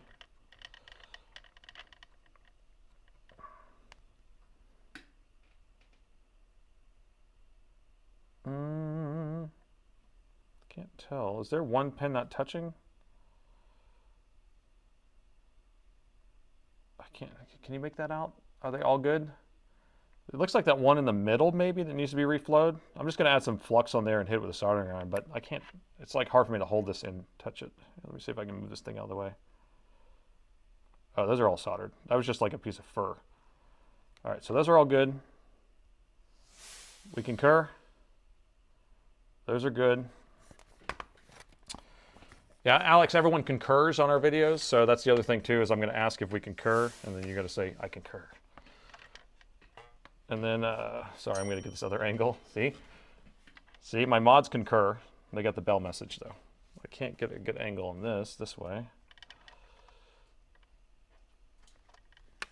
Darn it. Where's the chip? Where are you? Where out, thou chip? There we go. Right there. This is a very awkward position I'm in here.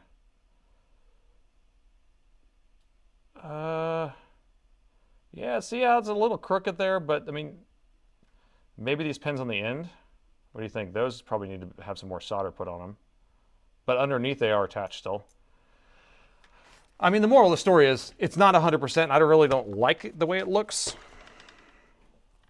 but I think it's okay. It's fine. Yeah, I think it's fine too. I think it's fine enough to plug it in. I don't think it's going to explode. Good. Second half pad is okay. Yeah, I think, yeah, because there's the under pad and then you have the edge and Plug it in. Should we be, okay. So we could be under the thermal camera or we should be under the microscope on this to see it explode. I'm thinking the microscope, but then we can switch to the thermal camera if we need to. But so the current that should be pulled, we should get 60 watts on our meter here. That's the startup wattage.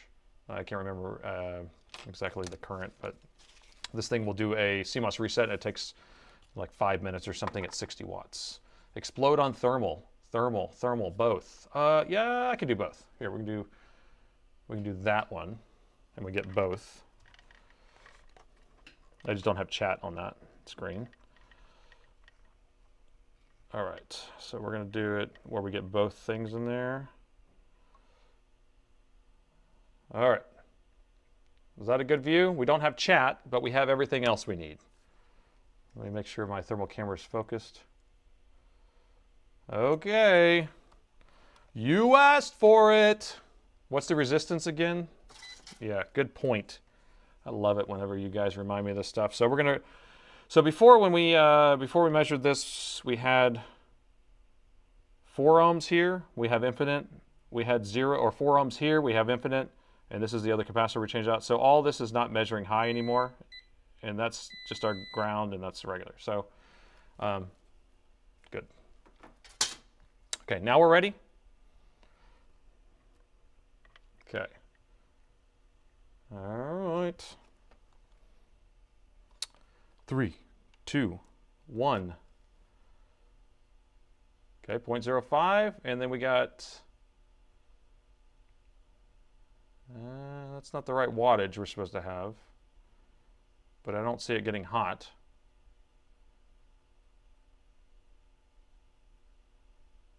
Thanks for the follow. That's not the right wattage we should have for this thing turning on. Now the screen's closed, but I think it should still, I mean the lid's closed. I think it should still come on. 20 volts here. 3.3, 3.3, 0, 0, 3.3. Okay, let me open the lid and see if we're getting something. 10 watts isn't right. I don't know where this heat is. Where's it at? It's on the backside of this VRM. Something's hot there. Let me go. CPU and GPU needs liquid metal. Just kidding. It does have liquid metal on it, actually. It already has liquid metal. Super chat. CPU and GPU. Oh, yeah. Black Cadillac. Yeah, it does already have it on there, or at least the CPU usually does. Okay, I'm going to plug it in this way, and we're going to see if it comes on with the open the lid.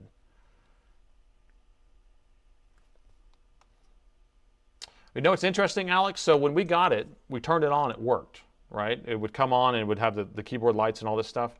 And then all we did is change the capacitors, and then it wasn't doing that anymore, and we had the display port was hot, the display port chip. And now we're getting nothing here. Fix it till it's broken. That's basically what we're doing. We are literally fixing it till it's broken. This is an interesting one. Let me plug in the battery. See what that does. Because I know there was some other stuff going on with the board. Or, oh, there you go. Yeah. Okay, we have to have the battery plugged in.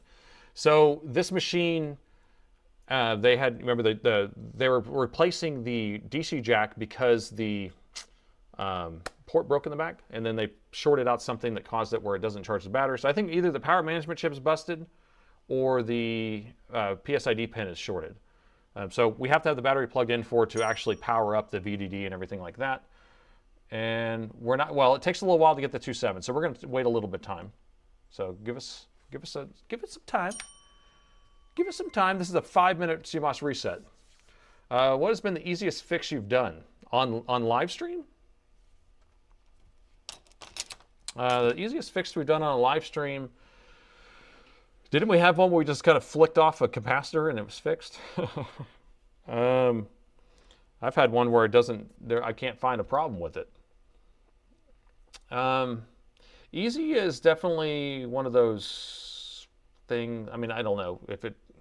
I've done so many repairs, so I'm just trying to think. You guys have watched all these live streams, and so I'm fixing these things live, right? And I'm just trying to figure out like what's going on, and so easy is relative. But I think probably just like a capacitor that's busted.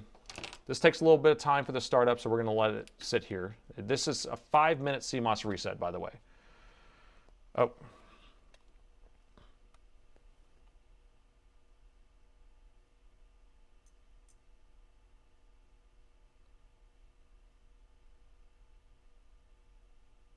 Still 2.7? 1, 2. 1, 2, 3, 4, 5, 6, 7. Yep. Okay, so still at 2.7. So our keyboard backlight changed color. The machine earlier was actually running before. I'm going to pull the board because we probably have something else burned out on the other side of the board.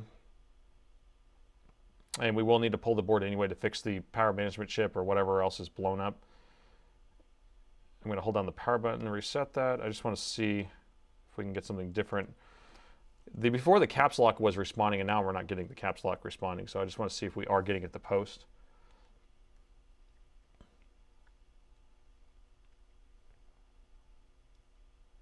Oh, Wes, those boards are on the way? Thank you. When you use liquid metal with the ultrasonic cleaner, not to clean it all off the board. So what I do is I clean it as best I can. And sometimes I will use alcohol and a compressed air and kind of try to blow it in different directions. I don't want anything to go underneath it, any of the BGA chips. But liquid metal, yeah, for the most part, like when I end up ultrasonic cleaning it, I'll see like a liquid metal ball at the bottom or a couple of them at the bottom, but I don't do it where it's just like covered in liquid metal, and I've never done that. Maybe I should experiment with that and see how well it cleans it, but this doesn't, I just turned it back on. I just want to see what it's doing. We made it. Let's just pull the board and take a look inside. What time, how long have we been doing this? Hour and 45 minutes just to rebuild that trace. I'm telling you, we should have just put that capacitor sideways and been done with it. Have I saved the laptop yet? I haven't saved a laptop yet. Cracking myself up. I just want to see if we get that error again. And trying to get this thing to post. I'm going to have some more coffee.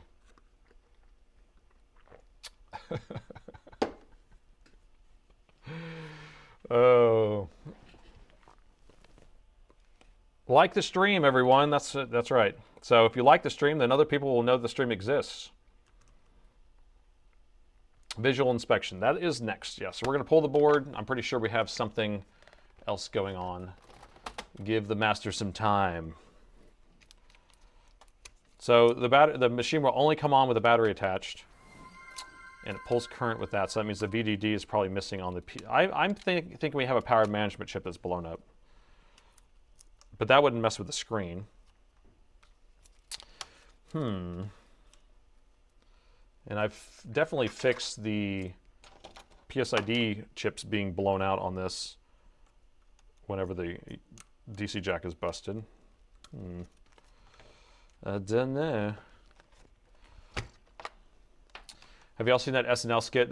Every time I'm saying, I don't know, that's like from I think it's from SNL, right? What is that from? Now I'm like doubting myself.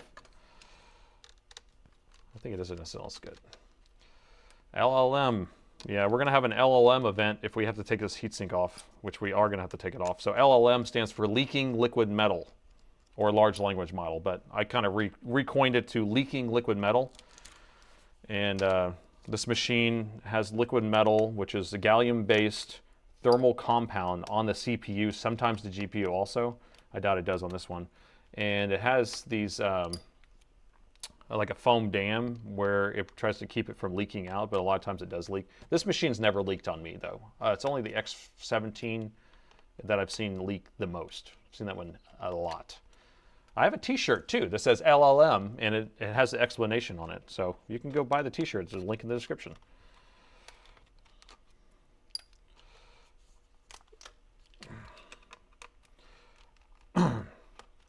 Was that really my brother or AI? That was my real brother So if y'all are just got here, earlier on, I had my twin brother sit down for a second and pretend he was me. He doesn't really look that much like me. I mean, he's like, you know, he just looks like a brother. We're fraternal twins, so it's 2 eggs.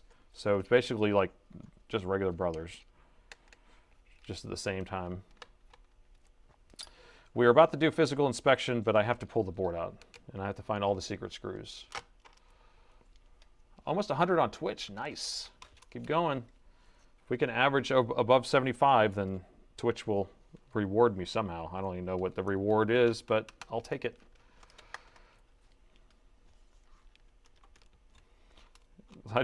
What I do is I take a screw out and then I pull the board and I see, where's it sticking still?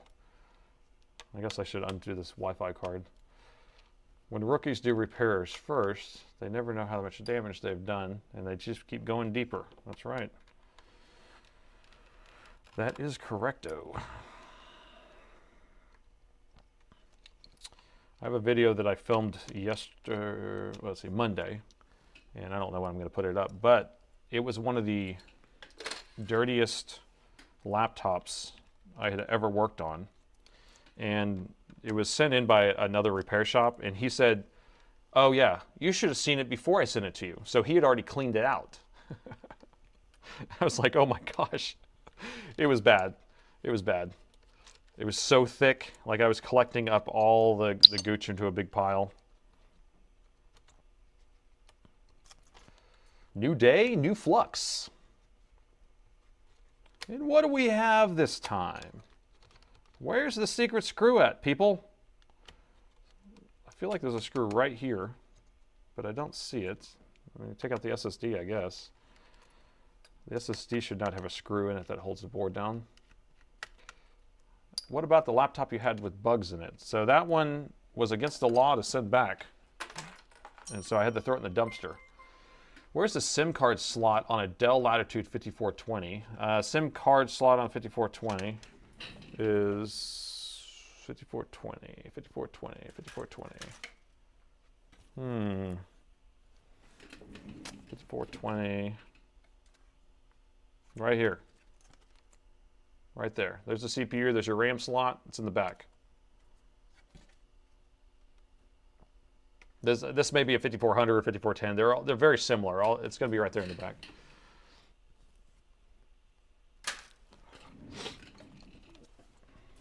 Thanks for the donation. Why am I missing screws here? I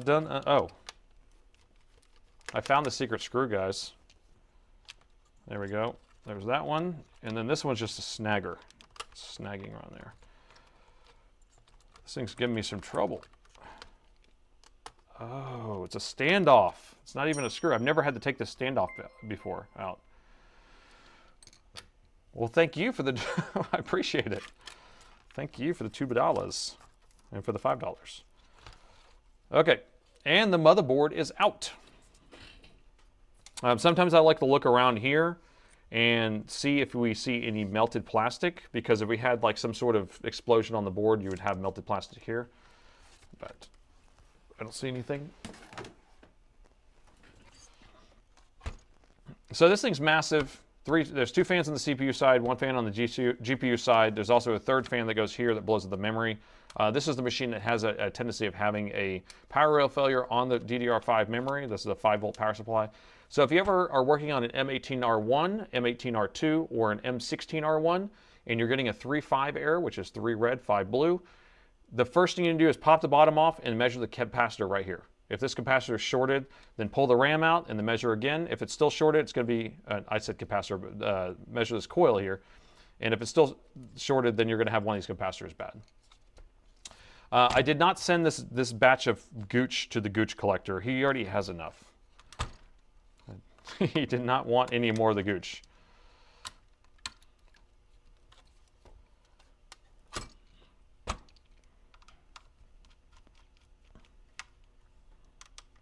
Yeah, the bed bugs and cat pee laptop, that one, oh my gosh, that was such a disgusting,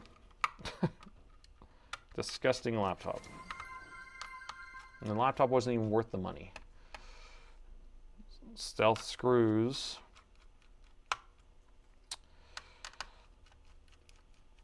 Yeah, SIM cards on laptops, because a lot of these business machines, Latitudes or business machines, are going to be made to have internet wherever you go. So you've seen those sales guys who come and sell you stuff. Well, they have internet wherever they go. No LLM. This thing is a un-LLM'd system. I think Dell's getting the memo. I think we've had enough of these videos, and now they're not putting LLM or liquid metal on these anymore. So we are clear. Look at that little baby GPU. This is the smallest GPU I've ever seen on one of these. This thing must be like a 4050.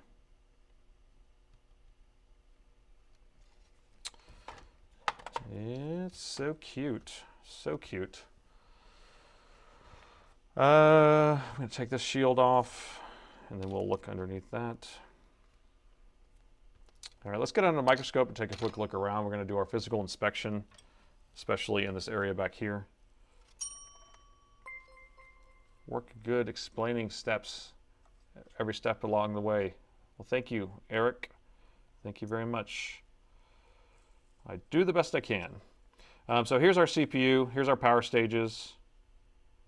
And we know the CPU is working because it does post, and it gives an error. But our display is our issue. And what I'm trying to see is, so here's the power stages for the GPU. And what we were working on the other side is in this area. But I want to measure our fuses. So we have a fuse right here. We have 3 fuses for the LCD screen. Well, really only one. What's that guy? So this K is a fuse. So let's check that guy. I think it's the backlight fuse though. So usually we won't get this error with the backlight. And so that's fine. We also have these 2 0-ohm resistors that are on the same circuit. Those are fine. And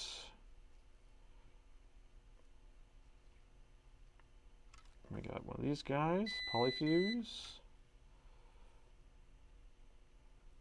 I don't see anything else over here.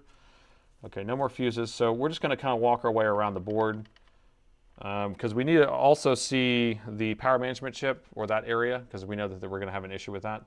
Am I missing something? You guys are talking a lot all of a sudden. That's what she said. Okay, okay. I didn't miss anything. That's what she said. Michael Scott. Michael Scorn.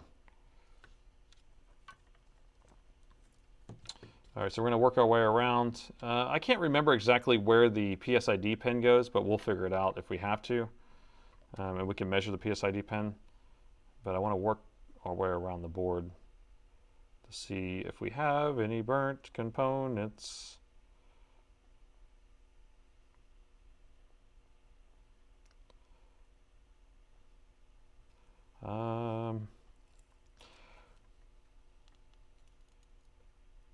All right. Down here, y'all aren't seeing anything. Am I going too fast? Just let me know. I can slow down. It looks super clear to me, so I end up going a little faster. That's going to be our EC chip there. There's our BIOS chip. Remember, EC chip is our embedded controller. That's what is in charge of starting up the laptop, and it also handles, speaks with the power management chip and does the charging of the battery and stuff. There's some current sense resistors. There's not going to be any fuses down here. And there's our power management chip. And it doesn't look blowed up. Blowed up. So I don't think we have an issue with our power management chip. Now we could still.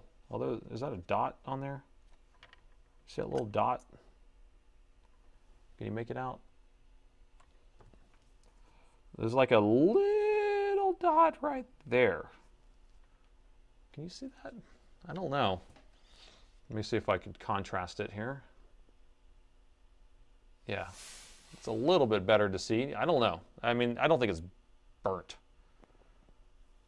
But, because usually when it's burnt, you can really tell. Please go slower. Okay, I will go slower. You're getting nauseous. Okay, we're going slower, and I'll zoom out just a little bit more, so that way we're not super close. That looks a little discolored on the edge of that. This stuff right here is just going to be from this, the pad or whatever. it oozes out some like juice, I guess. Let me measure some of these. I mean, the machine turns on, so it's only so much inductor. Oh yeah, this is the inductor underneath here. This is just a pad, and it's trying to keep this thing cool. We can actually measure this inductor here. Let's measure these. I found these to be shorted before. They're not shorted.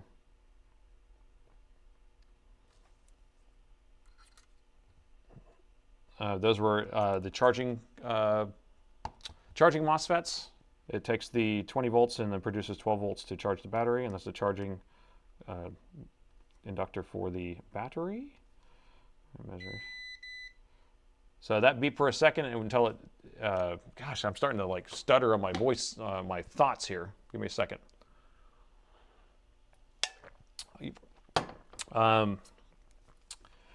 It takes a second to charge up the capacitors on the main power rail. That's why it beeped for a second. Yes, and I just saw I need to measure the PSID pin.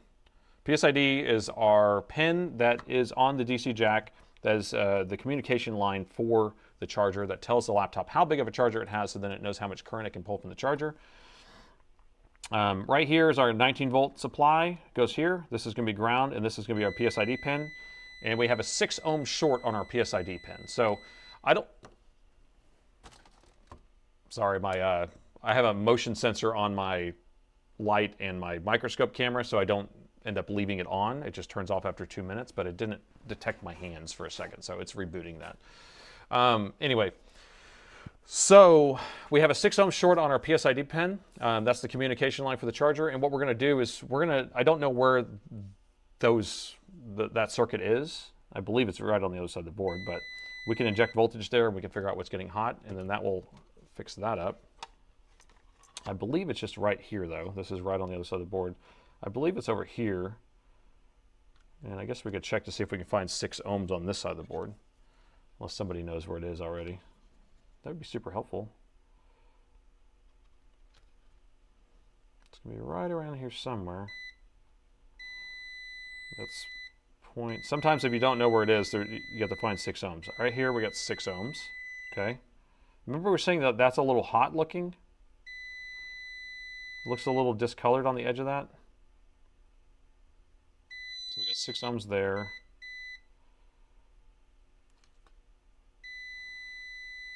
.5. So I think we can inject voltage here because I know it's going to be on this side. And 6 ohms is really high for injecting voltage, so we can actually just do like a volt. We can actually do a 1.5 volts probably, even if we wanted to. 1.5 volts. We're going to inject some volts and see what gets hot. We're going to inject current is what we're going to do.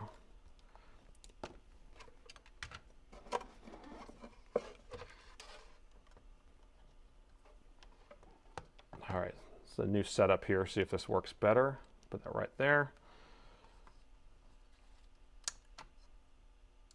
All right, so I'll start with 1 volt and then we can go up. So we're going to inject 1 volt into that into that 6 ohm short right here, which I assume is the one that is tied to that pin. Same measurement. And we're going to go on thermal camera. Going thermal. Now, I can hear this. I don't know if you can hear it. It's making just a little bit of a noise, but it's not pulling tons of current because it's 6 ohms. But what is getting hot? I think it's this diode. I think it's a diode right here. Put it on the split screen for you. So I believe it's right this thing right here. One of those. But I think it's this diode.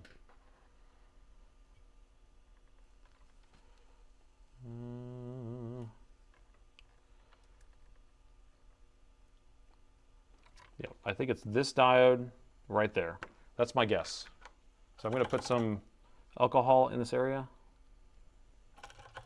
I need to refill my alcohol bin. Put some alcohol there, and we're going to inject it again. Yep. Do you see it? Does everyone see that? Does the resistor, usually a resistor is not shorted.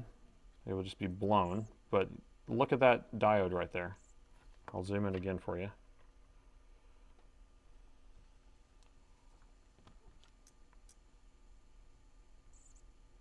See how it dries up? It's because it's shorting right back to ground. So I think we just need to change that out and we'll be good to go. And that will probably fix the issue there. So if we measure in diode mode across that diode. So I'm in diode mode. We should get 0.6 drop on one way and open line on the other way. And we're getting 0.004 each way. So, yep, that's it. It is cooked. And that's what the diode's there for, right? It's there to protect it. It's a protection diode. So we'll change that out. That will fix the charging issue. Now, will it fix the screen? No, it won't fix the screen. It won't, but it could. No, I don't think it will. So let me change it out for you. Yeah, it's a small little guy. You want to know how tiny that thing is? Here's a quarter. It's the L on Liberty on a quarter, same size. So it's a baby. It's a little wee baby. And if we want, maybe we'll just put an LED on there, a light emitting diode, right? So anytime you plug in your adapter with it all shorted out with a broken charger, it just lights right up. No. Smaller than a grain of rice. That's correct. All right, so I'm just going to pull that guy off of there. I'll pull it off, we'll measure, and then we'll put a new one on. I still have my big tip on here. I don't like these big tips. That's what she said. I don't know why we're on that.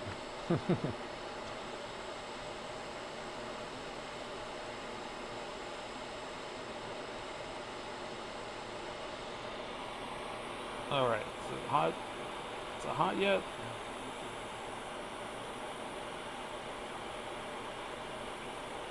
This board's really thick. It takes a while for it to heat up. There we go. Got it off of there. So we did measure a short, but I'm going to set this aside. Which way was the dot?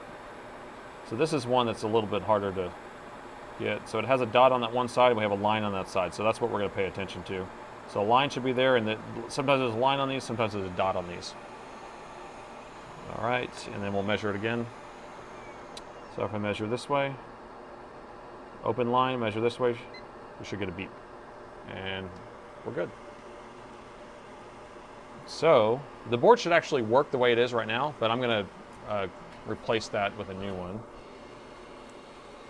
Brand new AKA off of this board. Brand new. This board layout's going to be different, I know it is. Oh, look at that.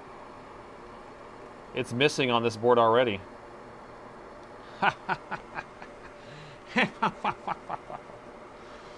Oh, well, that's fun. So now we get to go find another one on this board. So, let me grab that chip again. So what's the chip number?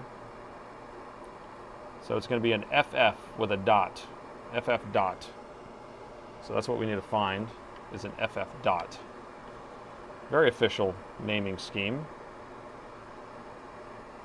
I'm going to turn off this lovely sound here while we go find one.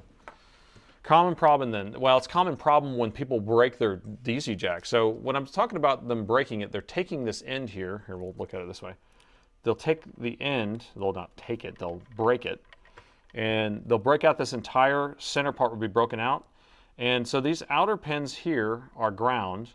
These inner pins here are 20 volts. And then the center pin is the PSID pin.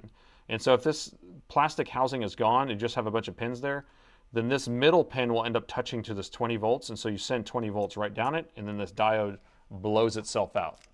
So common in the sense that people are really rough on their computers, and they see that it's broken, but they don't care. They just keep plugging in a 330 watt charger or a 280 watt charger into a laptop until it just explodes. So I'm going to look around the board for an FF. See how we have all these little guys, but we don't. Those are diodes also, but they're going to be a different type. Now, I don't know if we're going to have one. I may have another donor board, but usually I can just find another diode somewhere. Ugh. Totally concur. Well, I like that. I'm going to make a shirt that says, "Do you concur?" I was going to do that today, I forgot. Would you buy it? Do you concur? Would you buy a shirt that says, "Do you concur?" It's like an inside joke. Sorry, I'm trying not to make people nauseous, but I have to look around. See, these are all diodes, all of these. Now, I don't think that these will work. Like this is missing an EC chip too. This board has been butchered. It's missing that chip right there too.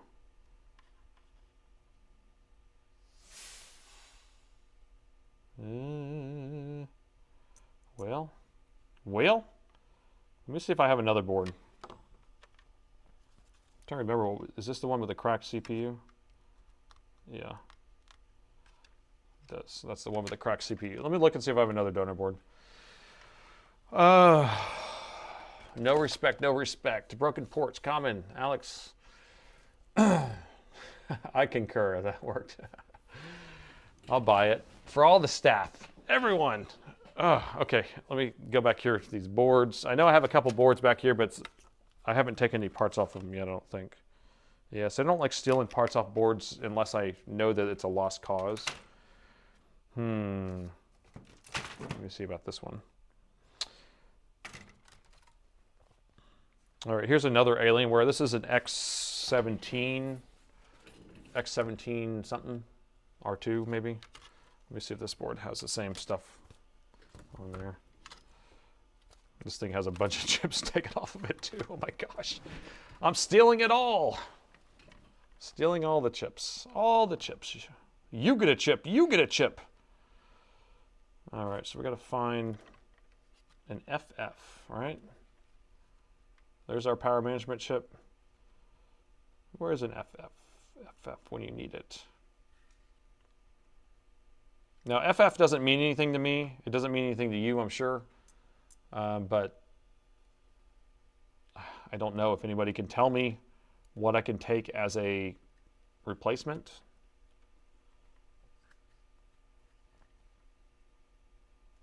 Because what am I going to do otherwise? There's a something. What is this? It's a 4-1. An X41. Is that good enough? I don't think so. I can't believe.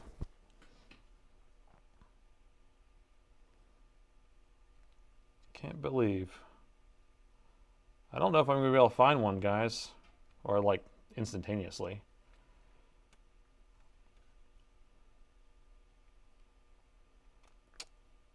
And I'm pretty sure I can't just take one of these, right? Does anyone know? One of these diodes? Because I don't know the difference.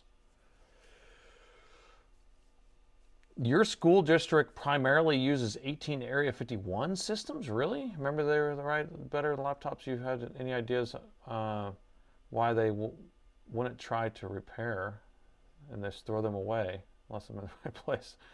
Just don't understand. That's weird that they wouldn't try to repair them. And those just have EC chip issues a lot.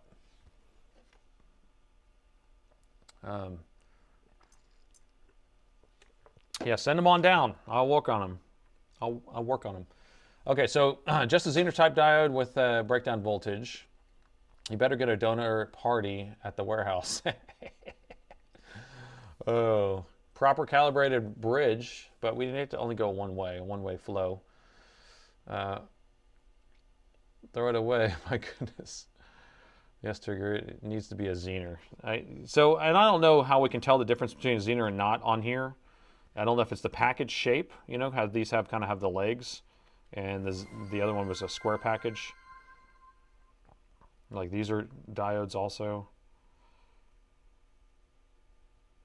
The breakdown voltage was well, we don't know actually because we don't have a good one. There's a 5.1. If we had the board view or the schematics, then we can search other schematics and find other boards that have it on it, or find it somewhere else on the board. All right, let's see. Let's do that. Let's do that. Let's see if we got it. So this is a R2, but I don't have an R2. Oh, wrong application. I don't have an R2 schematic, I don't think.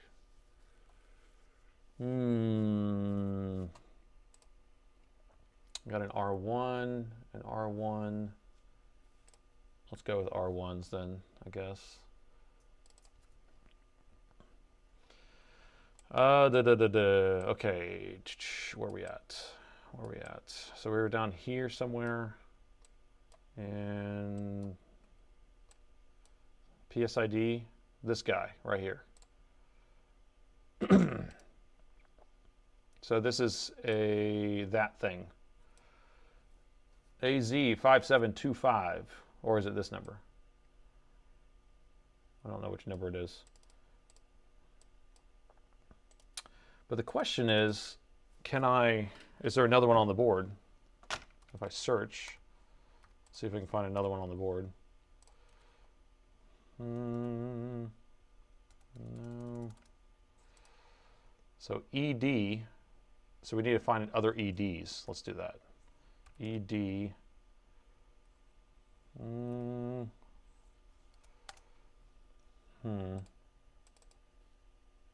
So there's an ED here. So let's see what that one looks like. It's gonna be in the middle of the board. CPU's right there. Excuse me. Starting to get all phlegmy. Again, wrong schematic, so this isn't super helpful. Here's the CPU here, and is that one? I guess that's another Zener of some sort, but it's not the right number. It's not an FF. Is it going to be good enough? Is it going to be good enough? I don't know. Let's look at the number compared. All right, take note of this. Take note of this. This is maybe I'll copy this into a notepad.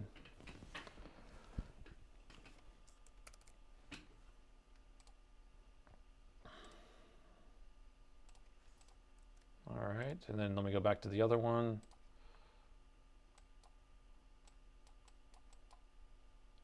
I'm sure you guys are chatting. I can't see it, so bear with me.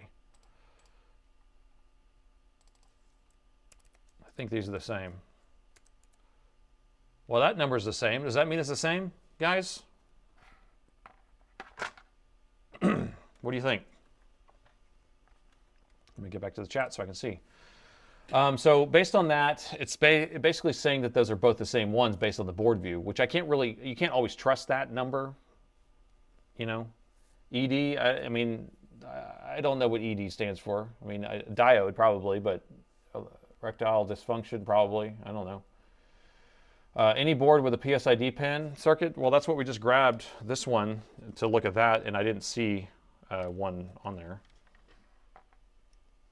We can look around again.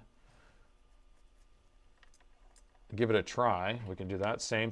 Everyone's saying same. So, I mean, again, the markings are always weird whenever I'm looking at these things. It's like you'll have two boards, identical boards, and the chip will have just a different number on there. Like there's an X41, so that's probably another Zener, right?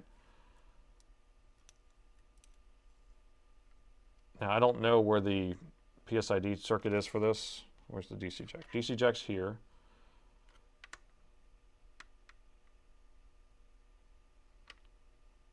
So this is taking longer than it should, but this is how it is sometimes where you can't find the chip and you have to like stop and order it. Oh, there's my burn. So yeah, I don't see a Zener over here if it's that package style. So okay. We concur, same. Okay, I'm going with it. Especially since Well, we got a few different ones over here, actually. Concur. So we have that one there. Well, those are different. And then we had this other one in the middle. Where's the other one? Is that the one? And then we had that one there. So those are both the same number. It's an AN. Let me make sure that that's the same on the board view. This number, ED1301. ED1301, go.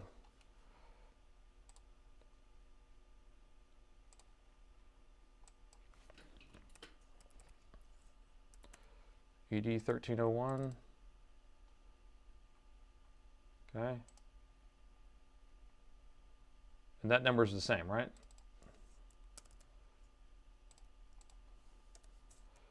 Look at that. I mean, it has to be the same. All right, everyone concurs. I love when people concur because then I don't have to worry about me being wrong because you guys are wrong. It means I'm out of the picture on this one. All right, so the line is this way. There's our line, there's our line. This is which way we're gonna go. We're just gonna grab that old feller off of there, old yeller. Measure twice, flow once. Desolder it. It says no. Oh no, now some people are switching to maybe. No, no, no, no, no. You can't do that. You are now responsible for this, the outcome of this. Concur. ED stands for erectile dysfunction. No, but what does it stand for with the diode? Electrical diode?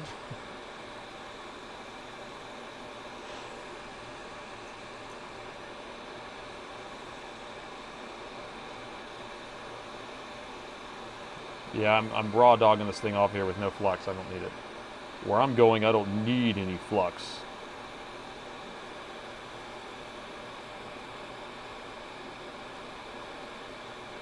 It's like, why did they put AN on this and FF on the other one? Okay, TVS, diode, 5 volt, WM, blah, blah, blah, digikey. Okay, so we should stop and order it. There we go. Oh, I broke that one. Darn it. I was too feisty with it. I broke it. Here, let me grab this one. All right, I'm going to be a little more bellissimo with this one. I'm going to put some flux on there because I'm not going to raw dog it. A little more bellissimo. I'm going to do it a little more slowly. Engineers. Okay. Electrodialytic diode. Electrolytic diode. Like an electrolytic capacitor? Which just means polarized, but isn't all diodes polarized? Aren't all diodes polarized? Okay, that came off bellissimo. Okay. But don't lose it. I'm going to set it right here.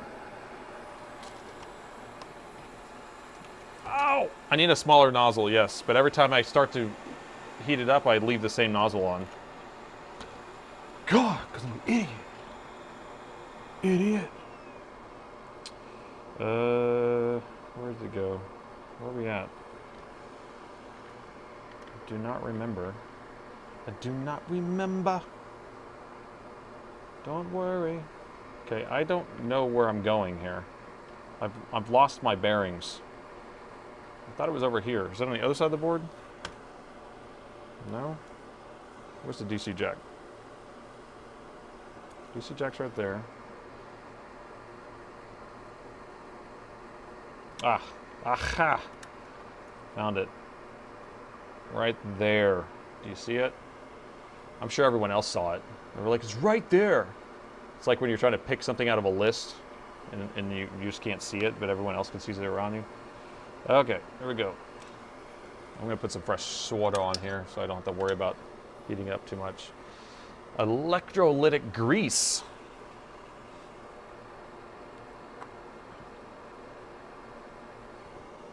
Yeah. Okay, dot on the top, okay. So the dot on top means something? A Zener diode limits the amount of voltage. That's it. Sounds like, okay. So it's almost like a resistor. So you can put one in line, right, and just a voltage drop. So is it for like the 3.3 volts? It wants to, it probably goes in line in this thing, comes through it, in line. Do it right there. Should I change my nozzle? Let me get my hot mitt on. Get my big old glove on. All right. No more burning my hands anymore. Oh, I turned it on. Don't do that. Ah. Can't get it off though. These things are so awkward. Ouch. Okay. That's ridiculous. Oh, it's still, I can feel it through it. These are oven mitts basically. But if you weren't here the other day, I burnt the heck out of my finger, so, and we had to end the stream. I was like, I gotta get out of here.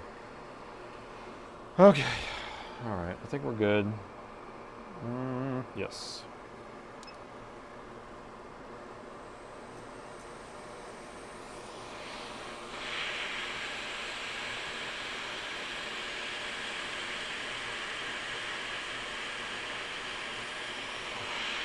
Okay.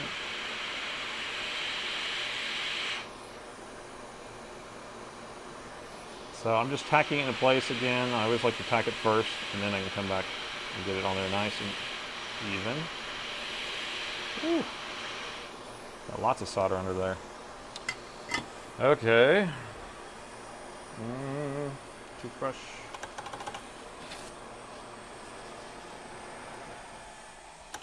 I need to refill my alcohol.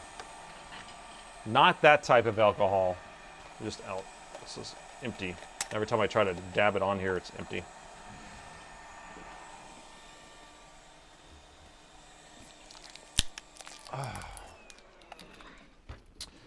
Anyway, what am I missing up there? People chatting away.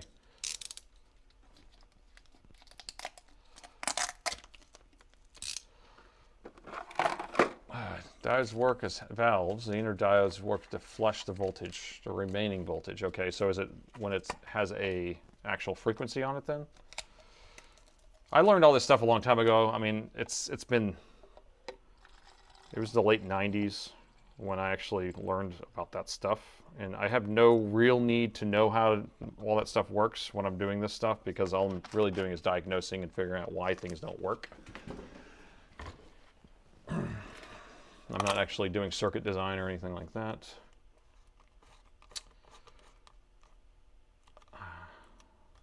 Better than your welding gloves. All right, so we got that full. Let's finish cleaning. The heating elements of your soldering iron burn you once, and it was a life change. It was while you're changing the tip. Yeah, I use pliers when I do that. It was basically what I had was this end wasn't on here. I had been using it without the end on here, and then I was like, I'm going to put the end on here. So I just put the end on there, but forgot that this part was really hot and this part was cold, and so I just kind of put my hand around it and then it burned. It was pretty messed up. Okay. So that should detect the charger now. We'll check for a short, and then we will plug in the charger, and then we'll check and see if we have our 3.3 volts. And then we will plug a battery in and see if it charges, and then we will, I don't know if we need to assemble it or not to see if the screen works, because the screen should not work. But I guess there's a chance that there could be some other issue. We're in diode mode still. That will be able to detect this. And that is looking good. Looking good, Billy Ray. Feeling good, Lewis. All right. So that's fixed. So we'll just plug in the battery right here on the bin. No, we can't do that because it's going to try to power on. I have to put the heatsink on. This machine powers on its own. Although that actually would be a good test. I know I'm talking to myself, but I'm actually talking to you. This machine hasn't been powering on off the charger on its own. We needed the battery, so let's just see if it powers on now. Trading places, thank you. That was that quote, by the way, that I just did. Let's see if this thing powers on the charger alone. We'll go to the thermal camera.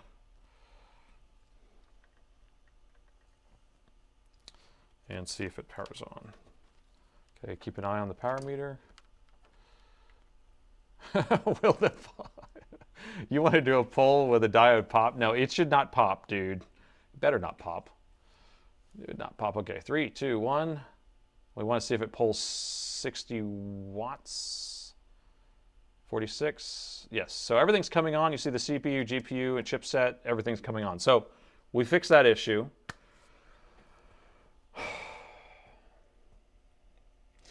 The question is,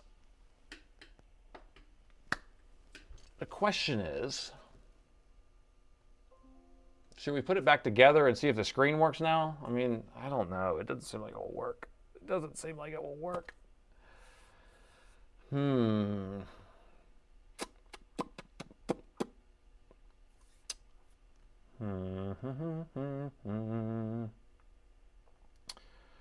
Yes.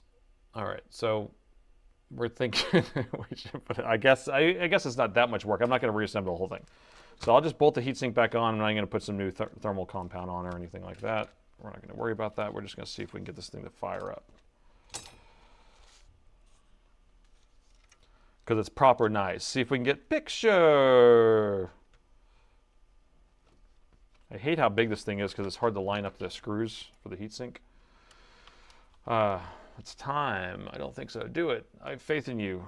HDMI first. It works over HDMI anyway. Switch back to the FLIR. FLIR.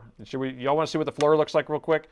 I did this a second or before the stream. I was like, I want to see what the FLIR looks like because I've been using this other one for weeks now. And here we go. I'm just going to, since y'all just saw what that looked like, we're going to plug in our FLIR. So here's my FLIR camera. So what I like about this one, it has two lenses. It has a regular camera and then it has the infrared camera, and it superimposes the two images on top of each other. So I'm going to unplug it, plug this one.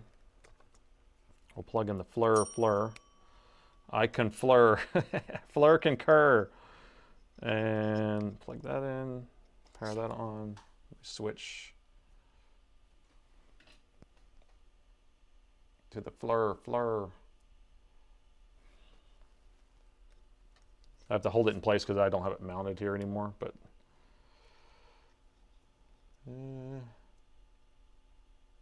okay, there we go. So this is what the FLIR camera looks like. So you see all the outlines of the board? That's what I like about it. So you see the CPU, this is the GPU, the CPU, and now let me plug in the motherboard. Plugging it in. There you go. You see the CPU coming, CPU coming on, chipset's on, GPU's on. Tells you the temperature. I mean, I think that's like 1,000,000 times better. It's crazy. Now I wish that they would like superimpose the other one. I have it. It's unplugged now, and so this is the CPU still having remnants of heat. Now we're getting some lag. This is the only thing too, is this one is a little laggy. See my hand? It's like playing catch up. So we have some lag, and then there's some reflection issues. Now I could show you like, let's see, what menu is it? So in this menu, so like this is IR only. So that's what it looks like without having the second image on there. See how blurry it is, or non-contrast? So this is what the other company's camera can do, but I wish they would do this. And then this is the camera. So there's a camera built in it, and it just takes the camera footage and then superimposes it on top of the other one. And then you have an adjuster. Let's see if I can pull that up. Alignment, camera alignment, and then you can adjust how it aligns. So you see how this heat signature, I have it off to the edge here. So now this is off, my finger is off. And then you just slide that over, and then that's how it gets it lined back up again. So, I mean, these are good cameras. They're like, you know, $400 or $350. So, but I don't have it mounted on here, so I will return this other one. And I think everyone agrees. Everyone concurs with the FLIRs. I believe the Fleur has a patent on that. Probably. What was I doing next? Oh, heatsink on. I feel like we should look at these fans. I can do that after. These fans are pretty dirty looking, so I'm assuming that we'll have to fold the fans up and look under there at the heatsink and see all the fuzzy wuzzies. Is it X16R2 reliable? I would say so because I've never seen one ever. I've never opened one up. So if that tells you something, the X16R2, I've never had one in my shop. Or is it X16R1? Neither one of those have ever come through. They're not super popular machines, or they weren't like super common, so there wasn't like tons of them. Do you concur with the Fleur? How much time is left for return? You're talking about for the rest of the stream? We usually go for another hour and a half or so. Or not. We just kind of go until I go. I've been at work for 13 hours, but I'm pretty used to that at this point, so it's not wearing me out too bad. And now I eat dinner before the stream. I used to not eat dinner before the stream, and I wait until afterwards, and then that's when I have issues. But ate dinner beforehand, had a nice big salad, Cobb salad, or Mediterranean salad, and super good. I meant to return on the camera. Oh, that's funny. I got I got like a week left or something like that, so I think I'll just go ahead and return it. I feel bad using things for a month and then returning it anyway, but I really wanted to know if I like it or not. If it's worth it. It costs $299 too. So is it worth $299? No. And that's why I did not contact the company to send it to me. Because if I would have had them send it to me, then I'd feel more obligated to say nice things, right?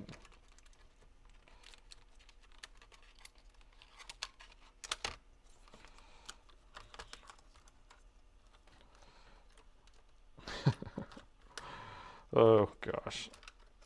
Get up there. Okay, that goes there, that goes there, that goes there. Okay, I'm just going to put a screw or two in here, and we will just fire her up.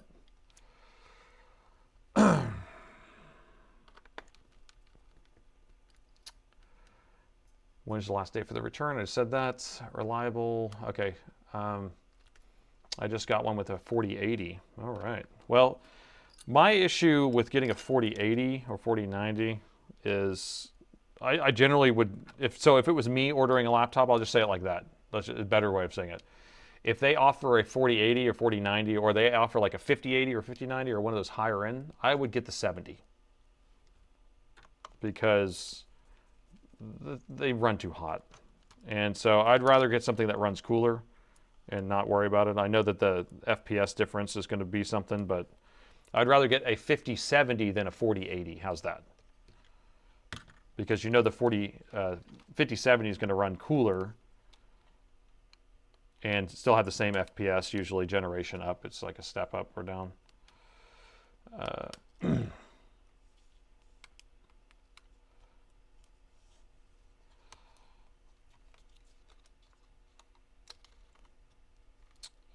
If you're working past 5 o'clock, it's irrelevant.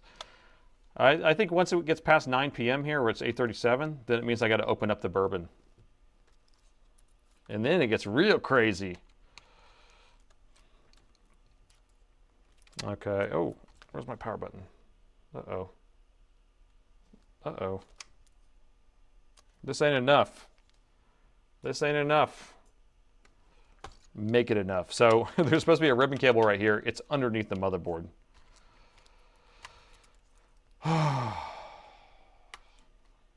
All right, do you recognize that reference? This ain't enough. Make it enough. Another movie reference. You can join in on the West can join in on the bourbon. Does anyone else have any Buffalo Trace? Come on. I wonder if someone's going to get this movie reference.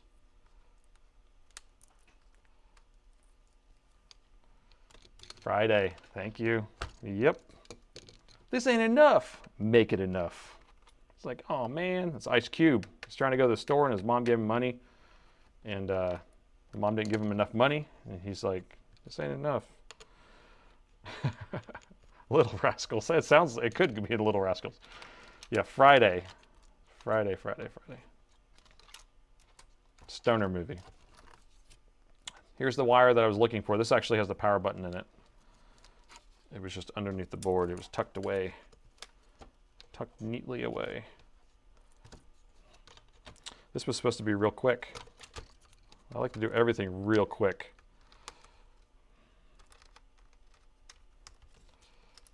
You don't drink. Darren doesn't drink. Well, Darren, do you drink ginger ale? Whenever I don't drink, I usually just pour a glass of ginger ale. I do enjoy that. Enjoy me some ginger ale on the rocks. Or ginger beer. You can get that too. I like that, the bite of a ginger beer.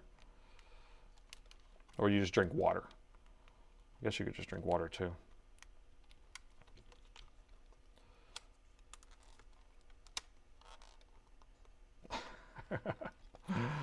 Oh, poll if it will work, okay? Are we going to do a poll if it's going to get a screen? Are we going to get picture? I don't think we're going to get picture, but don't let me taint your opinion.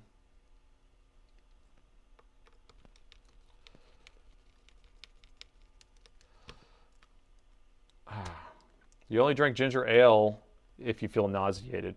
Yeah, well, it's just like, because I like ginger ale and bourbon ginger ale. Like, so if I'm going to drink like a mixed drink of some sort, that's what I usually will go for, or an old fashioned. Okay, are we doing a vote? Okay, so vote's up.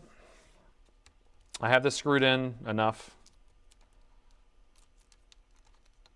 So the old twitchy twitch, press your button. The old tuber, YouTube.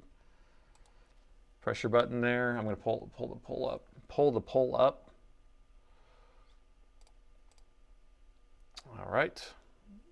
So we see a lot of no's, which is probably wise, I would think. Oh, a lot of no's. Oh, 50-50 now. 50-50. So we got a lot of pessimists on Twitch, and then YouTube, we got a lot of kind of mixed bag. Now we only have 13 voters out of our 80 people on Twitch. So the people who are willing to vote are the people who are willing to vote no. So who are the people that are willing to vote yes on Twitch?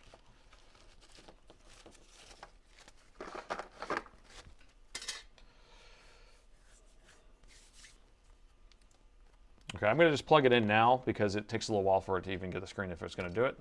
So while it's doing that, it turned on automatically, which is exactly what it's supposed to do. And so we're going to let it do its thing here. And it takes a while for this light code to come up. So while it's doing it, press your button, press your vote button. Okay, we got 50-50 now. 48-52. This is looking good. Looking good. Oh. I'm just going to sit back and relax because this takes a while.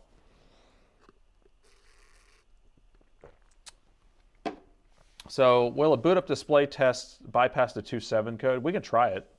So on these machines, you can hold down display and press the button. I mean, hold down D and press the power button, and it will do a display test. We could try that. Thanks for telling about BlackHorse. Yes, I love BlackHorse. His videos are great, and he goes into detail about doing a lot of this CPU stuff. So insert Jeopardy music. Yes, we need some Jeopardy music, which I don't think I have any. But what do we have?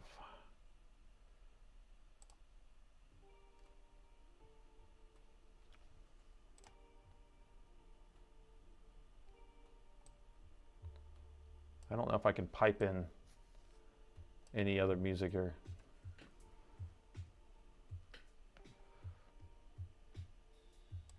Still thinking, isn't it?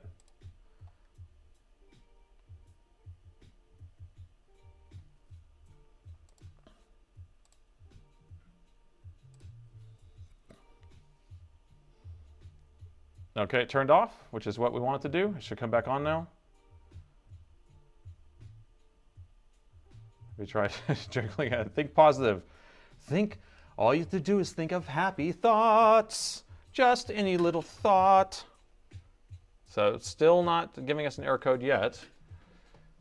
But if it's going to work, this is basically going to sit here at like 45 watts. If it had a higher end GPU, it would be 60 watts. It will sit here, and then it will usually double, go like right up to about 100 watts. There we go, 100. That's good, actually. It went to 100 for a second. I'm going to grab another screen to test with in a second, too. But because we could probably test with another screen just for fun, just to rule that out anyway. This is alternating. Oh, now we got a blink code.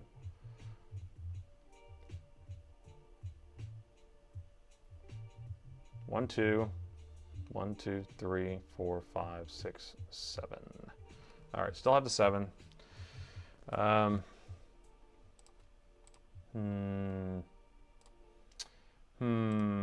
right. I feel like I want to plug another screen in here just for fun, just to make sure. The strange flashing is like charging of the battery and things like that. So, same error. I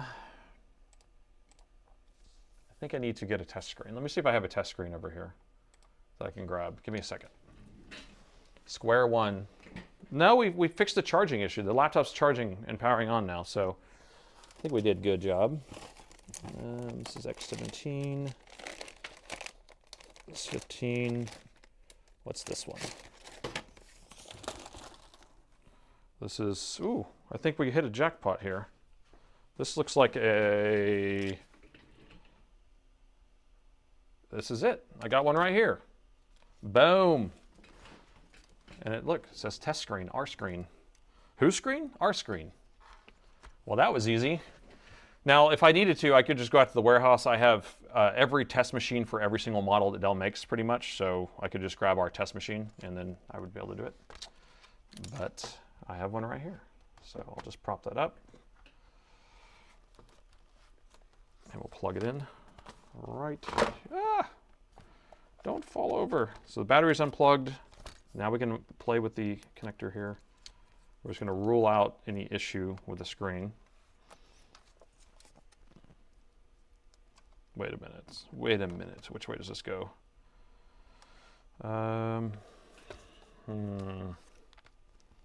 Think about this. I think I'm going to go this way.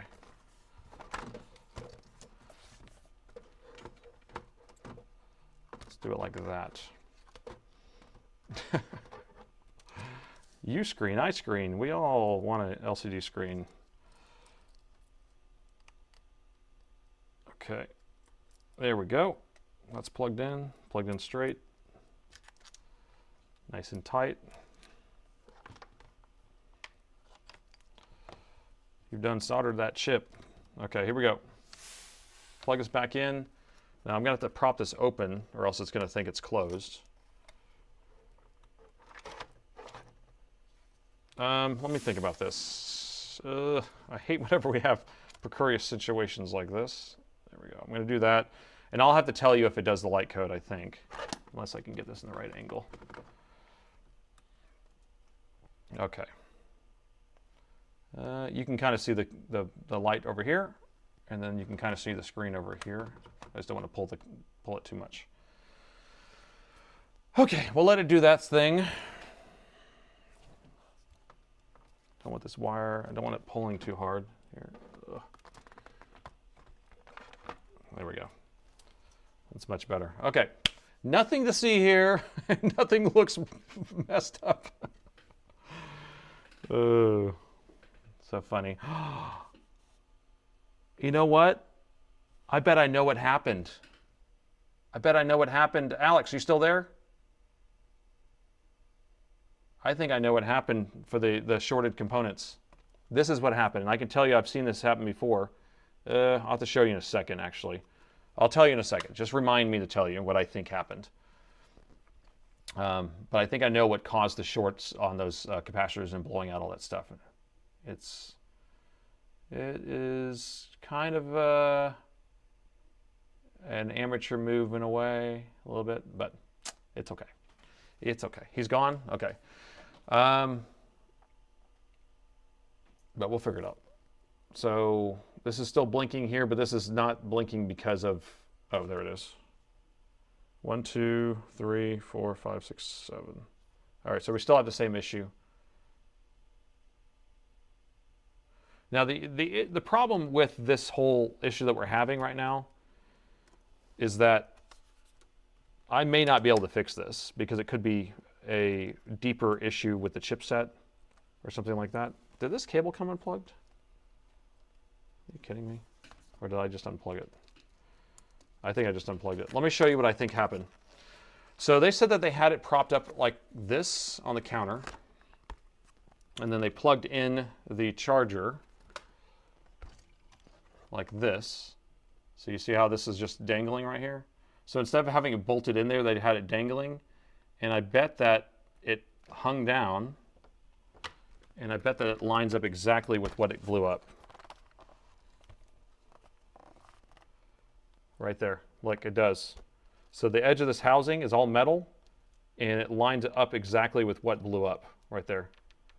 So I bet that it was just dangling and hit across that and shorted out instead of being bolted in its place. Boom. Investigator at work. This is a crime scene. I just solved the crime, man. Now, is it going to be fixable? What do you think we should do? Reflow that chip? I don't think that's the issue. Measure around some more? I don't think that's the issue. I don't know. I love the detective. Yes, it came from this trajectory. Does every 3.3 signal? That's a good point. Let's do that. So let's measure and make sure we're getting our 3.3s going to our screen. Batteries unplugged. I always say this out loud whenever I'm messing with a screen is batteries unplugged, because you don't want to be messing with this LCD connector when the battery's plugged in. But I have to have the screen plugged in order to do measurements.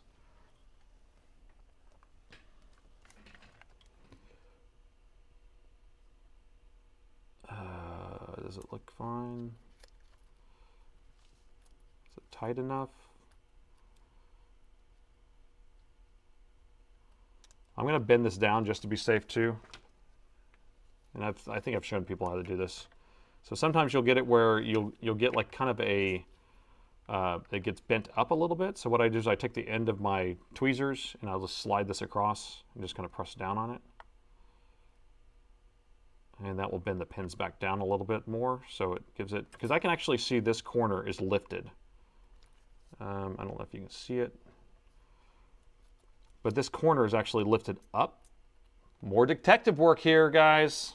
This is how it works. So this corner's lifted up, so it's almost like the cable got pulled like in that orientation, which could have bent up these pins. So if we make sure that we bend this down, we don't want to go too far with it, but we want to bend all this down too.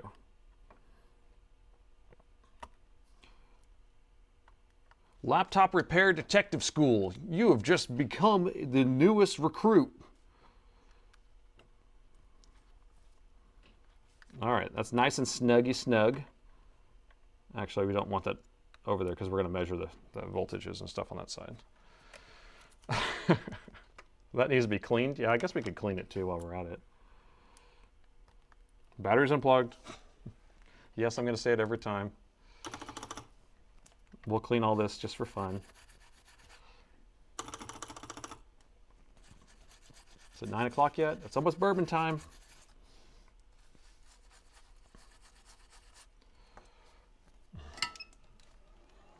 Get a decoder ring. Yes, that will be part of the club. I should have a Parts People decoder ring that everyone can order and be part of the club.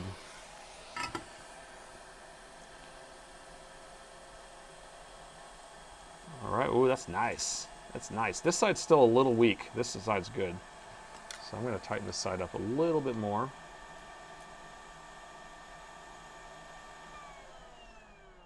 Okay. Okay, nice. I like what you've done here. I like what you've done with the place. Okay, we don't need our test screen anymore.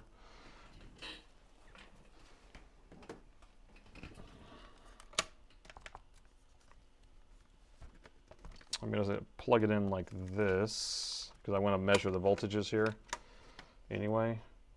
So I don't like that thing flopping around. That's what got them in the trouble in the first place. So we're going to tuck that back under here. and get it in its home. Get in your home.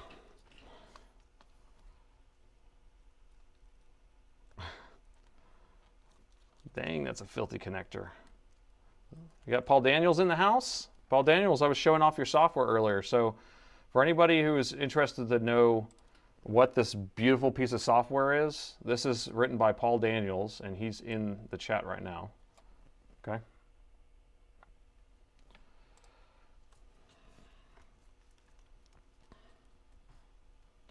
Another day, another microscope light comparison of flat, tilted, polarized, etc.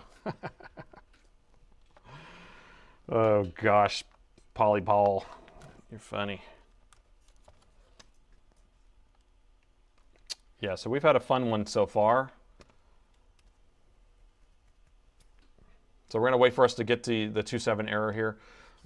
So we've already fixed one issue on this. This was actually one that went to another repair shop first, and then after the customer tried to fix it themselves. First the customer broke it, they tried to fix it themselves, then didn't fix it, they took it to a repair shop, and the repair shop broke it a little bit more.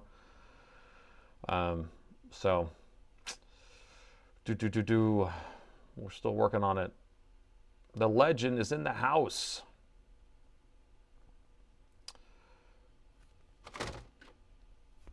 We're keeping our Twitch views up. I think at 91 is perfect. Yeah, we'll keep that going.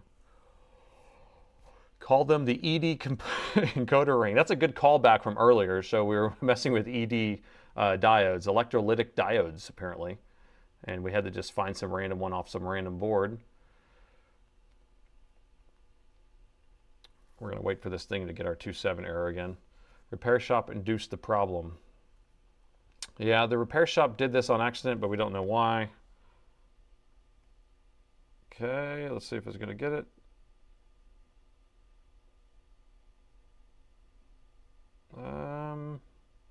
We're still getting that crazy flash. We got to wait for that crazy flash to stop.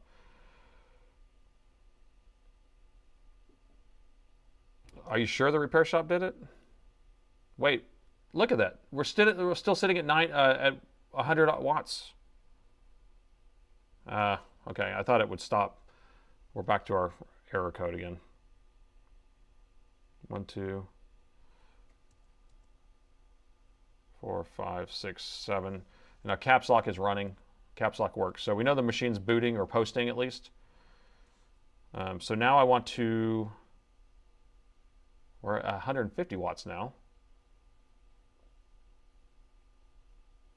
It may be booting up the Windows for all I know.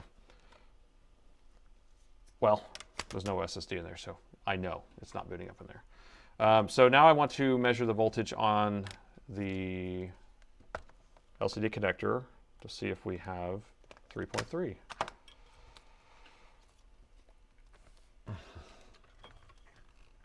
Dell has error codes, yes. So you can look up Dell light codes or Dell post codes and you'll get a list.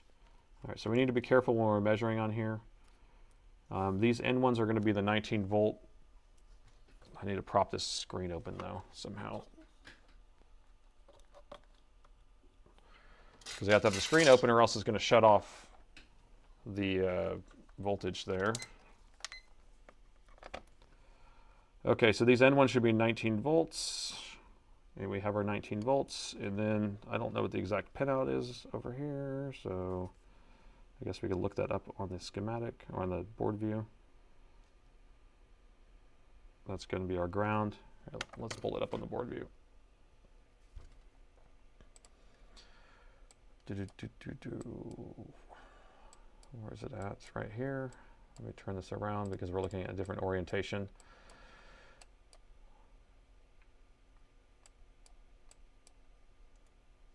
Huh. What the what? I thought these were 19 volts. 19, okay, yeah. These four are the 19s. We just measured that.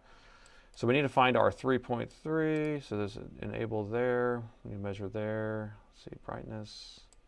There's another enable there. Another enable there. And this is what I want to measure for, these VDDs. So 18, 19, and 22.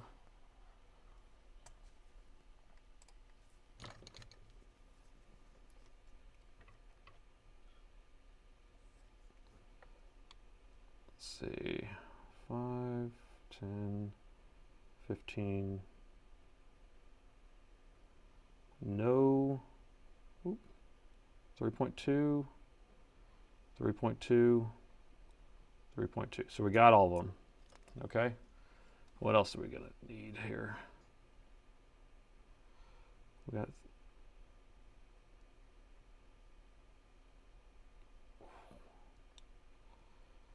I feel like we probably have a pull-up resistor that's blown out somewhere or something, because I feel like we're getting the stuff there. So, Paul, what happened earlier is we had a display port. This whole area right here was all blowed up. So this capacitor was blown up, this capacitor was blown up. And then once we replaced that and rebuilt this whole area, this is the display port chip here, and that was burning hot, so we replaced that. And so, but we're still getting the exact same output, so I don't know.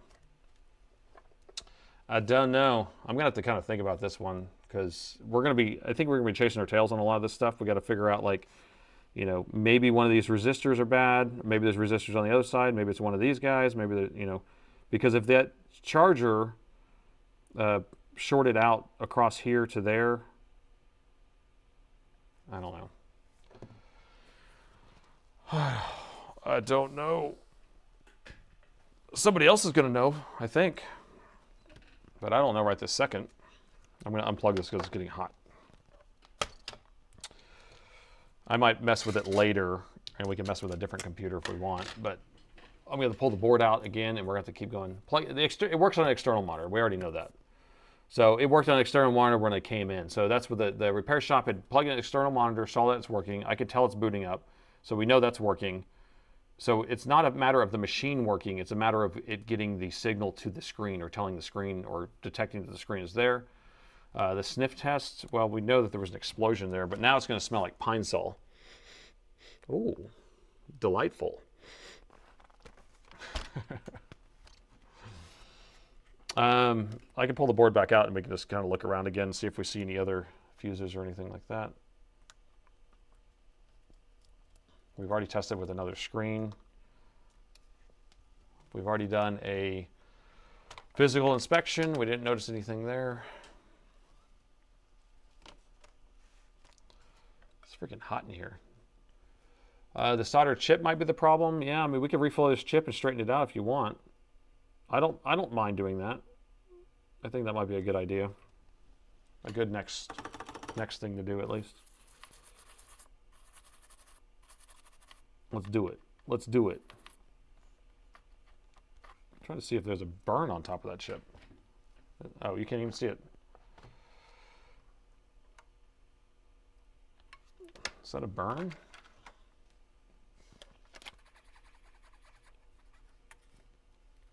Where's my...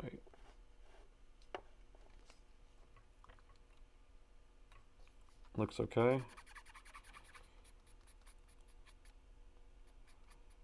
All right, yeah, let's reflow this. Let's straighten it out.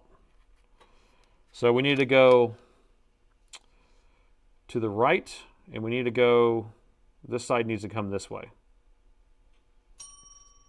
Remove the heatsink. As you wish. As you wish. What movie is that from?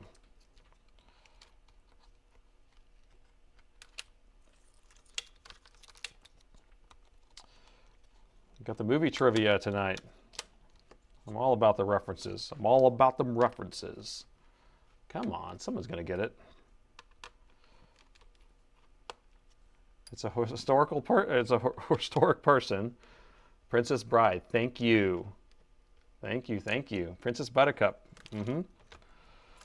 As you wish. He would just say as you wish every single time. Wesley. My Wesley. Okay, we'll remove the heatsink. That will make it so we can melt it a little quicker and easier. Yeah.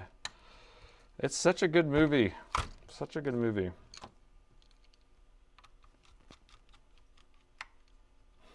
The Mummy? Did you? That would be funny if it was in The Mummy.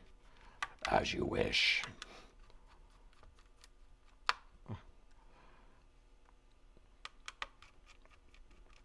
Nostalgia tonight, I know.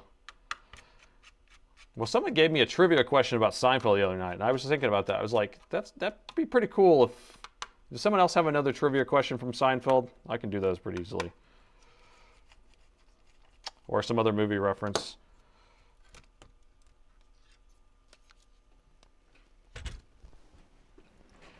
Oh, gosh.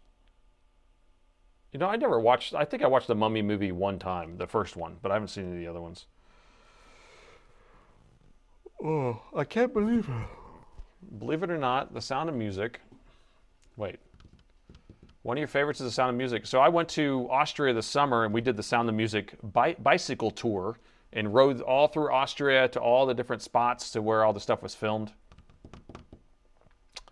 And went to the house and all that stuff. That was pretty cool. And we're singing the songs all the way through with my kids.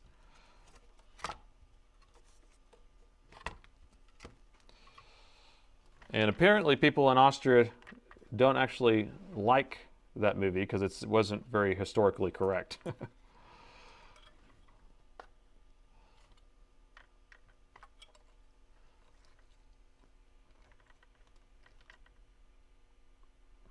All right. All right, let's see. Do you have a question for me? Let's see. So, is it better to burn out than to fade away? The video circuit has shrunken. I've destroyed my friends' laptops watching these videos. No, please, no! Austria, did you get to ride up to the top of the hill? No, because that's like kind of far away. It's like out of the town. And we ended up riding, I think, I want to say 20 miles total or 18 miles, something like that. It was substantial for somebody, like I ride pretty regularly, but my wife never rides, and so it was kind of hard because there's a lot of hills and stuff. And so we rode from one side of the town all the way to the other side of town and rode through all the different parks and went to where the gazebo is. The gazebo is not in the backyard anymore. It's in a park. And so we went to where the gazebo is, but they had two different gazebos, so I guess one was bigger than the other. And then there was two different houses. We went to both houses. We went to the church or the monastery where she was at.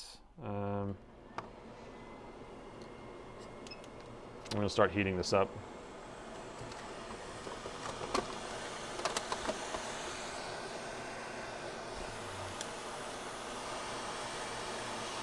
And I'll melt that all over again.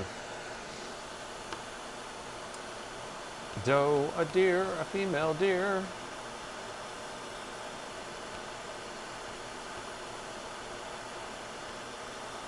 Is there any Harry Potter geeks? The audio book is absolutely amazing. You know what? I should listen to the audiobook. I listen to tons of audiobooks, so that would actually be kind of a cool one to try out. I'm not a geek when it comes to that because I've seen the movies, but I'm not like a huge staunch follower, and I can't really quote a bunch of things out of it. I've only just kind of seen them, but that would be kind of cool. Bubble, bubble, you're in trouble. Ah, the sweet smell of pine sol.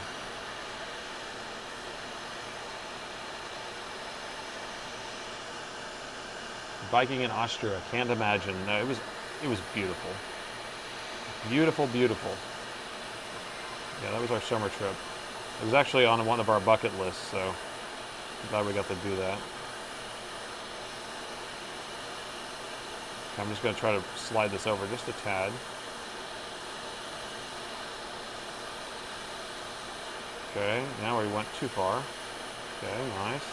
I'm going to slide this back this way.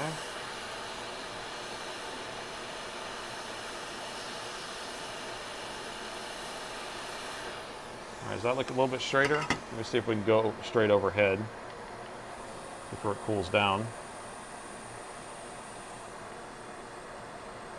Are we happy with that?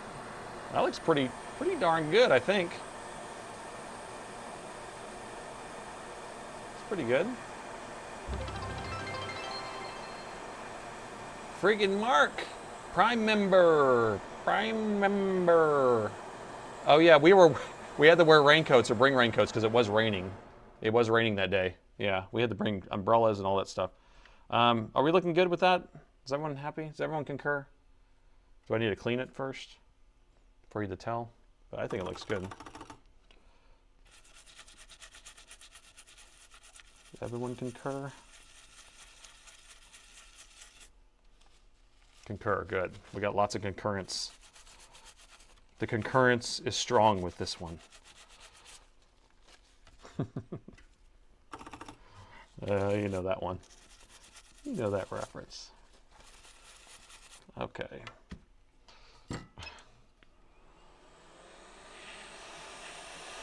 Just gonna dry that off. All right. Do you think that fixed the problem? I don't think so, but I don't know. I don't know. Much better. It is much better. It looks better. It feels better. Better. But is it good enough? Now what do we do?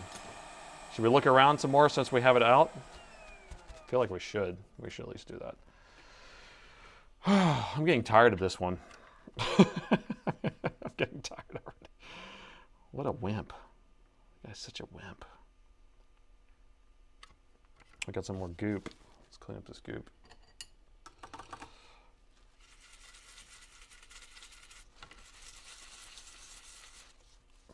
I worked on it for hours, and then I just found the issue.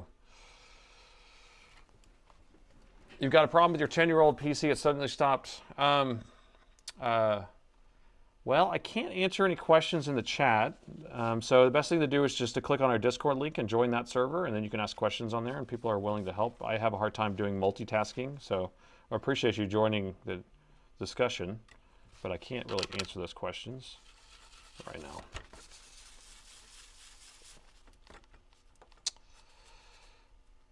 Because I'm already in the middle of something that's I want to bang my head against the wall with.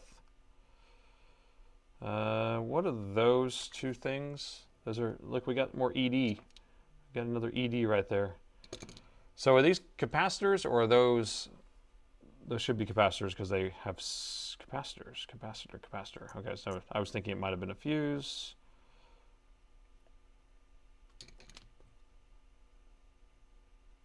Not a fan. Not a fan. I don't think it'll be anything over here. Except there's more dirtiness. The more I look around, I'm going to find more dirtiness. Someone needs to just tell me what the problem is, and I can just fix it. Test the FF diode again to see if it's still okay. Good point. Good point. It's not an FF dial anymore. We changed it into an AM dial. It's not an FM. FF.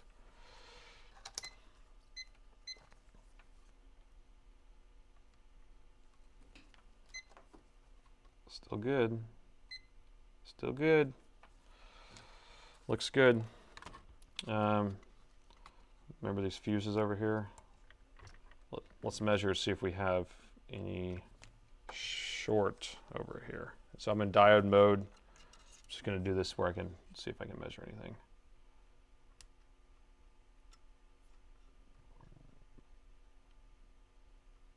Not getting anything. How is this possible?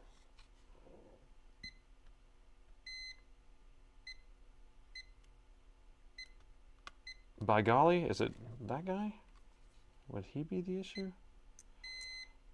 What we need to do is power this on with the board out without the heatsink on. Oh my gosh, there's so much chat right now. I'm like, I can't read all those words. There's just so many words. So many words. Oh, Game Master, he got a lot of stuff to say here. It's the force. It's strong with this one. Power supply, check it. Someone else says, no shock, FM static.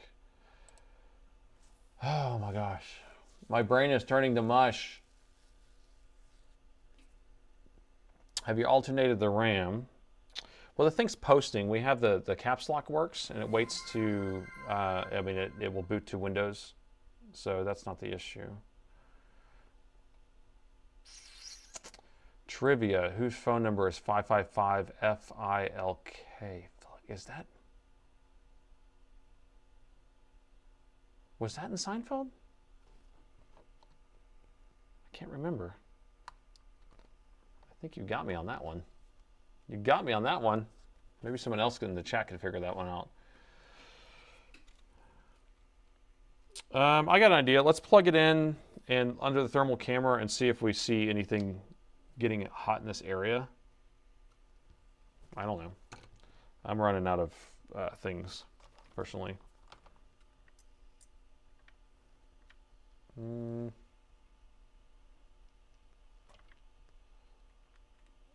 My thermal camera's frozen. Don't read chat, focus on the job. Okay. I know, but I feel like I gotta at least give you something. I just want to see if we're getting anything weird over here. So these are the power stages for the GPU, the CPU. I don't want to leave it on for too long. Okay, now I'm going to start measuring voltages in that area since we can, and we will. But I don't have a screen hooked up, so we may have to plug a screen in for it to do something. But this is kind of how I work my way through it. So we're in voltage mode. I'm going to measure this and plug it in. And we're getting nothing there. But I don't have a screen plugged in. So let me plug a screen in, or an LCD, and then we can actually see if it's going to give us something. Oh, getting tired.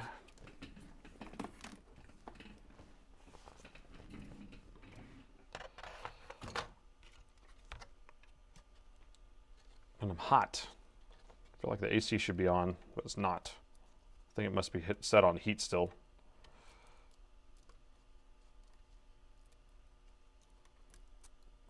Okay, screen's plugged in. Now I'm not turning this on long enough to get a screen, but what we're trying to do is we're trying to measure to see if the circuitry that powers the screen is coming alive, and that's what in that area. So screen's plugged in, it generally won't try to energize that part of the circuit if the screen is not connected. So we'll go back over here. The thing is about not paying attention to the chat is that you guys see things that I don't see, and so it's super useful. Now, that capacitor right there, ignore that. That's just from me measuring. That's just little scrapes on there. So don't worry about that. All right, I'm going to plug this back in, and I'm going to measure. Let me get that lined up. Okay, so we're measuring on the, what is it, a fuse? On this fuse. We should get 3.3, I believe, there. 19 volts. It's a 19-volt fuse. We got 19 volts going through that. What about these? 3.3, 3.2.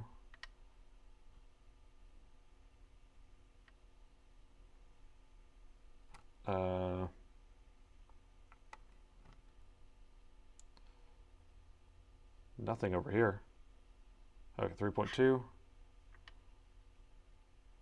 20? Why does it go to 20 for a second? Did you see that? It's very strange. Yeah, so pay attention to that. I don't know why it would be 20 and then go to 3.3. So I'm going to measure here. I'm going to plug it in.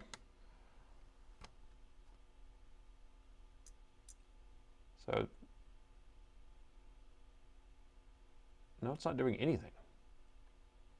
Okay. So I'm going to measure on this side. Let's do it again. I'm unplugging the board every single time. I don't want to overheat it. So I don't have a heatsink on there. Now it's not doing anything. Here, I'm going to put a little baby heatsink on here. Just un poquito. Little guy.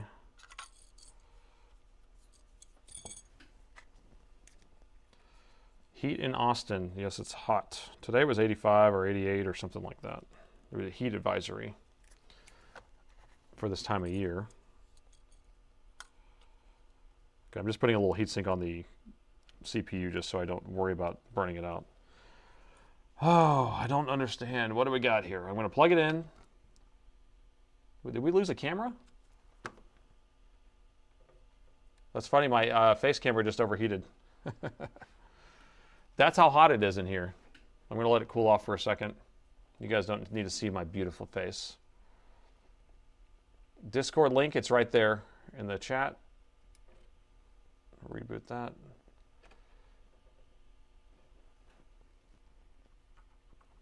All right, here we go. Pulling it back in. I want to measure, see if we're going to get our something. Nothing there. So we got 3.3 here. We got nothing here. I feel like we should have 3.3 here, but I don't know. I don't know what we're supposed to have here. But I just don't want to leave it on for too long here. Yeah, my camera, these cameras have fans on the back that I have to put on here because they overheat all the time, because when I sit here and just have the cameras on, they overheat. Especially right now because it's hot in here. And I've been, creating so much heat. Oh, turn on the AC. Yeah, let me go turn the AC on real quick. What time is it? 9:20. Yeah, I'll be right back. Oh, I need to walk around for a second anyway. Can you still hear me? Yeah, I'm going to go down a couple of clicks here.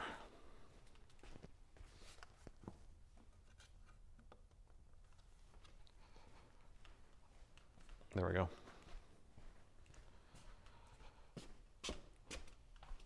Yeah, I need like a fan on me.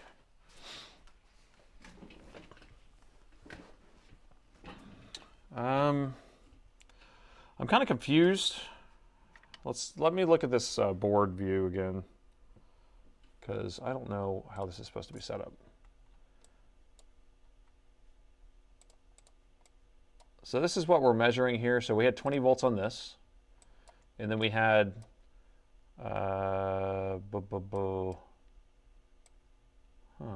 this is different setup. This is an R2 board we're working on. This is an R1 schematic or a board view.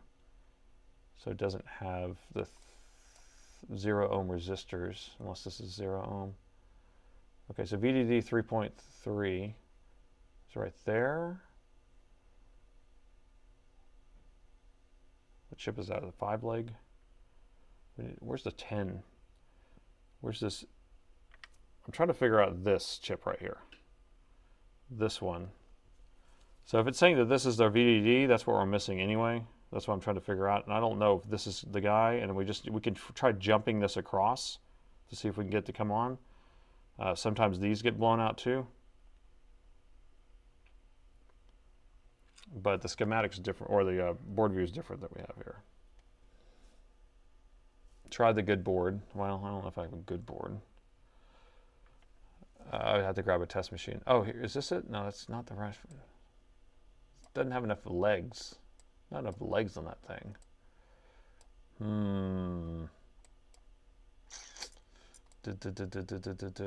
Okay, let's grab the other board and look at it. But let me see if I have a board that does maybe kind of have the same setup. I don't know.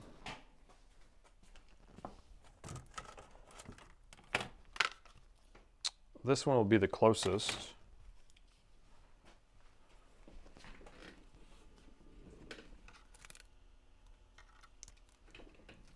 So here's another board I have over there. I don't even know if this board works at all. It does have the same zeros, does have all that. Okay, let me plug the DC jack into this, and then we'll try powering this one on.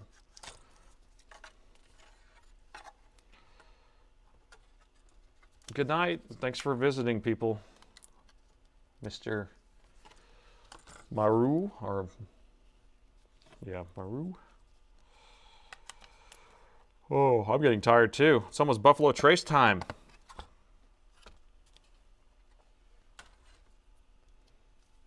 I am starting to feel it. I'm starting to crash.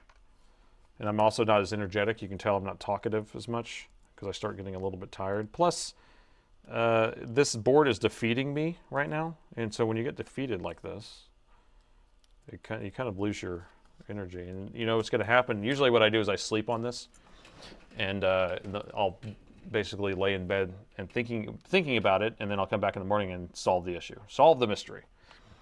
But I still would like to solve it with you guys, because I hate whenever I'm like, okay, I don't know, and then we end it, and then we come back right back and it works. Oh, I come back and it works. So plug this board in. It's powering on. Okay, good. And it shut right back off immediately. So it powered on for a second. I don't even know if this board is any good. That's the problem with this board. I don't think it is. Thermal camera. CPU looks pretty screwed to me. Look at that little dot on the CPU. I think we have a bad CPU on this one. That's what it looks like to me. Slowing down. Well, we can at least measure this area, right, for resistance or something like that, so we can see what we're supposed to have measuring in this area that's in circuit. So we measure here, we'll have,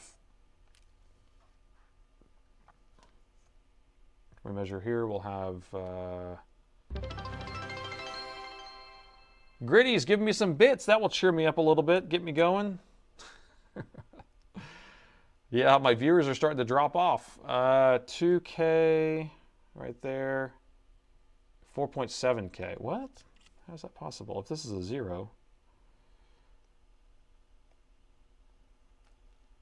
How is that possible? That's a 2K. And that's a 4.7. Is that possible? No, it's a 2K still. 2K. Okay. I thought it was being crazy. Like, I really feel like it's this chip, but I don't even know what this chip does because it's in this area. It just seems like it's the right one. Oh, man. My back's starting to hurt. That chip is the power management for the screen, right? I mean, it seems like it's the VDD chip for the screen.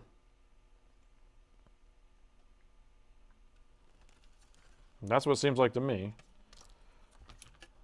I may have some of these. What chip is it?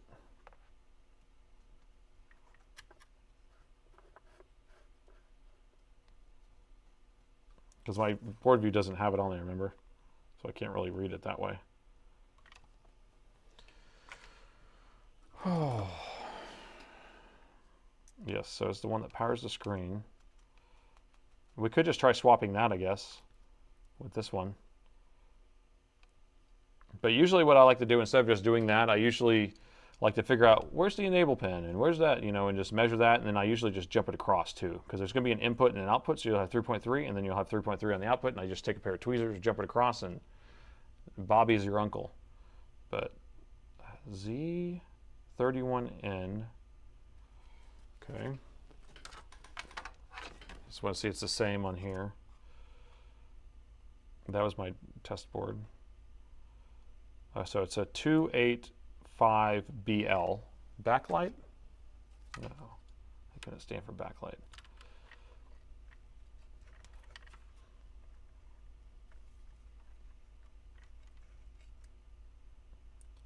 .285BL. Yep. So it's the same chip. We could just swap that over if we want to. I mean, what do you think? What do you think?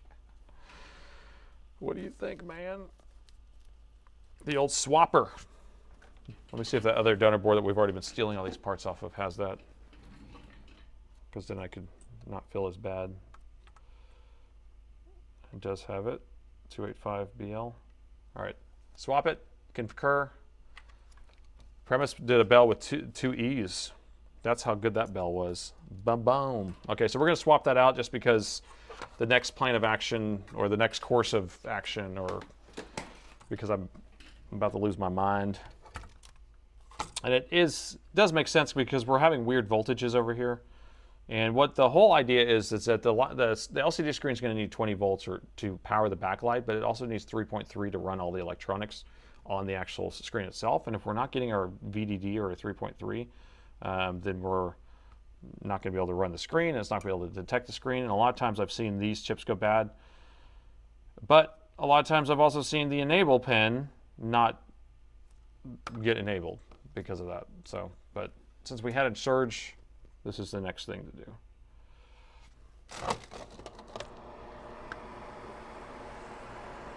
You're calling it a night, Dave? Thanks. Yeah. Well, I know it's getting late. Yeah, I'm just going to transfer this out. You're fine. I appreciate you being here. Because it's 9:30 right now, it's like I need to. It's been 3.5 hours. I just want to do this last thing. This is all I'm going to do is this last thing, and then we'll call it. Okay.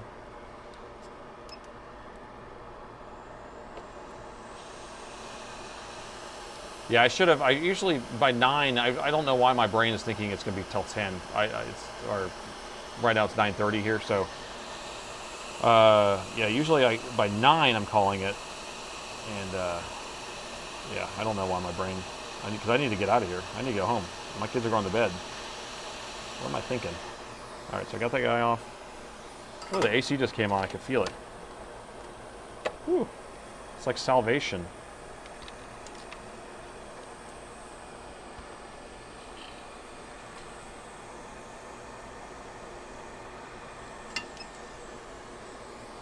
Yeah, I'm just going to do this one transfer thing and we're good. And then we'll call it. Time for some bourbon. I know everyone works so hard on these streams. Like all these moderators, I cannot thank you guys enough. So dedicated.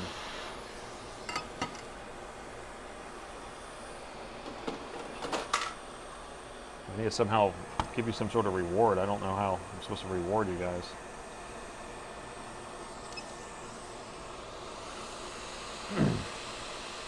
$10:30 there in New York. Yeah, I'm in Central Time. You're in Eastern.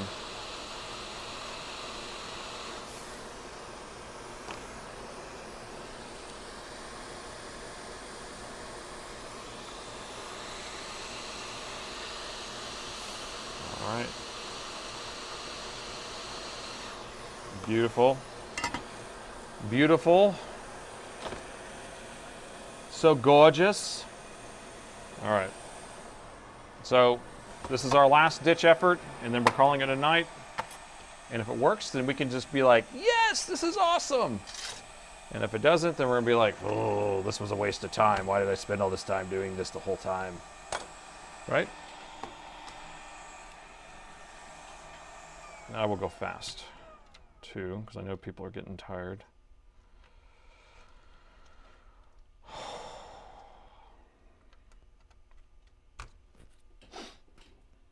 And Alex is getting his money's worth out of this repair, I'll tell you that. Fingers crossed. Yeah, 3.5 hours on this machine. And this is how it works sometimes. You spend hours and hours and hours and hours and hours, and then you never even fix it. And then you want to spend another couple hours because you're just like, well, I'm not getting paid for this until I fix it, so what's another couple hours? I don't know if you've ever been in that predicament, but I've been in that plenty of times where I'm like, I've already spent so much time in here, I need to get this in order to get paid.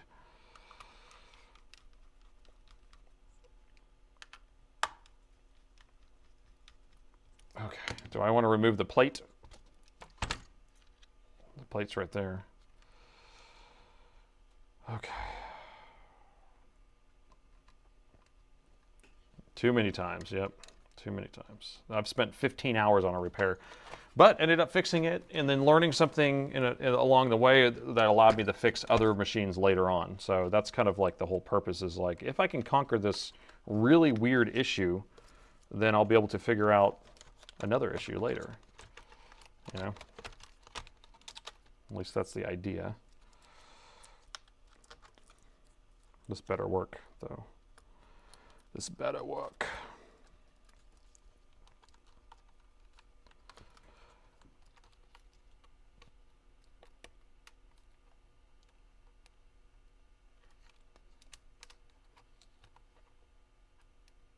Okay, 1 screw or 2 screws. We'll do 2 screws just to make sure this doesn't flop out of here when I flip it over. You the head of Parts People? Yes, I'm the founder and CEO of the old Parts People. Started it when I was 21 years old.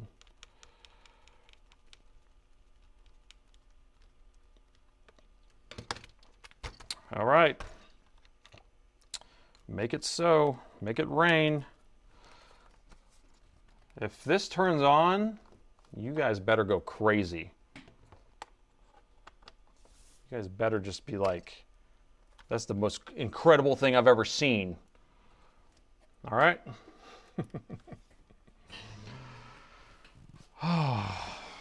Okay. Okay, you're watching. I sucked DOI Dave back in, and you were out, and now I sucked you back in. I got people ready for it. And then I'll say it, because I'm not going to say it until it turns on.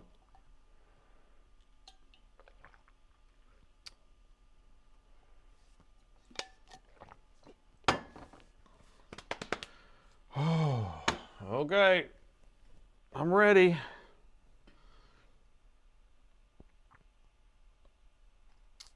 Yeah, the screen could be blown, I guess, if they did short out something. But it's most of the time I see just like the power circuits are gone when this type of stuff happens. Fans are spinning up.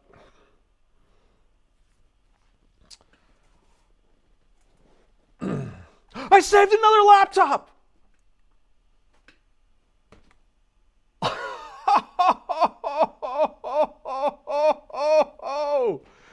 That's fire! We have picture! Boom! Whew. Oh, let's go! Dude, that is, all right. I could sleep tonight. I could sleep tonight. And is it charging the battery?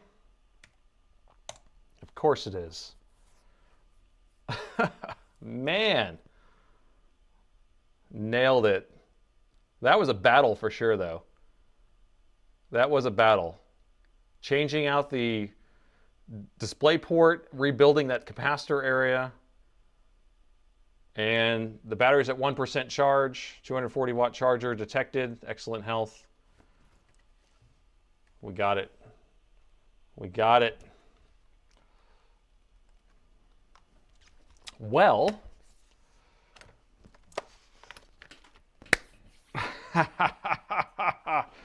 time for some of this Buffalo Trace, I could tell you. This is what we're going for next, right?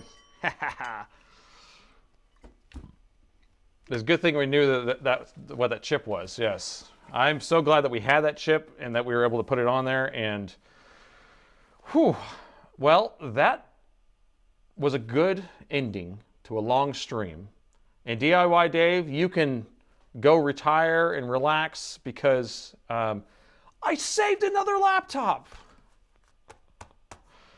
The GPU, is it detected? I don't know. It has to be. Do you want me to look at this GPU? You're killing me here. You're killing me. Yeah, I'm sure it's detected because the external monitor works, and that only works with GPUs. So it booted the Windows and worked. So anyway, I want to thank everybody for coming out tonight. This was a long journey. Only one laptop got saved, but we did save this laptop. I want to thank all my moderators. I want to thank all the new members, donor board members, and Coolest Fan members, and all the Prime subscribers on Twitch, and all the donations. I'm going to be putting it towards this repair, and I appreciate each and every single one of you guys, and thanks for watching.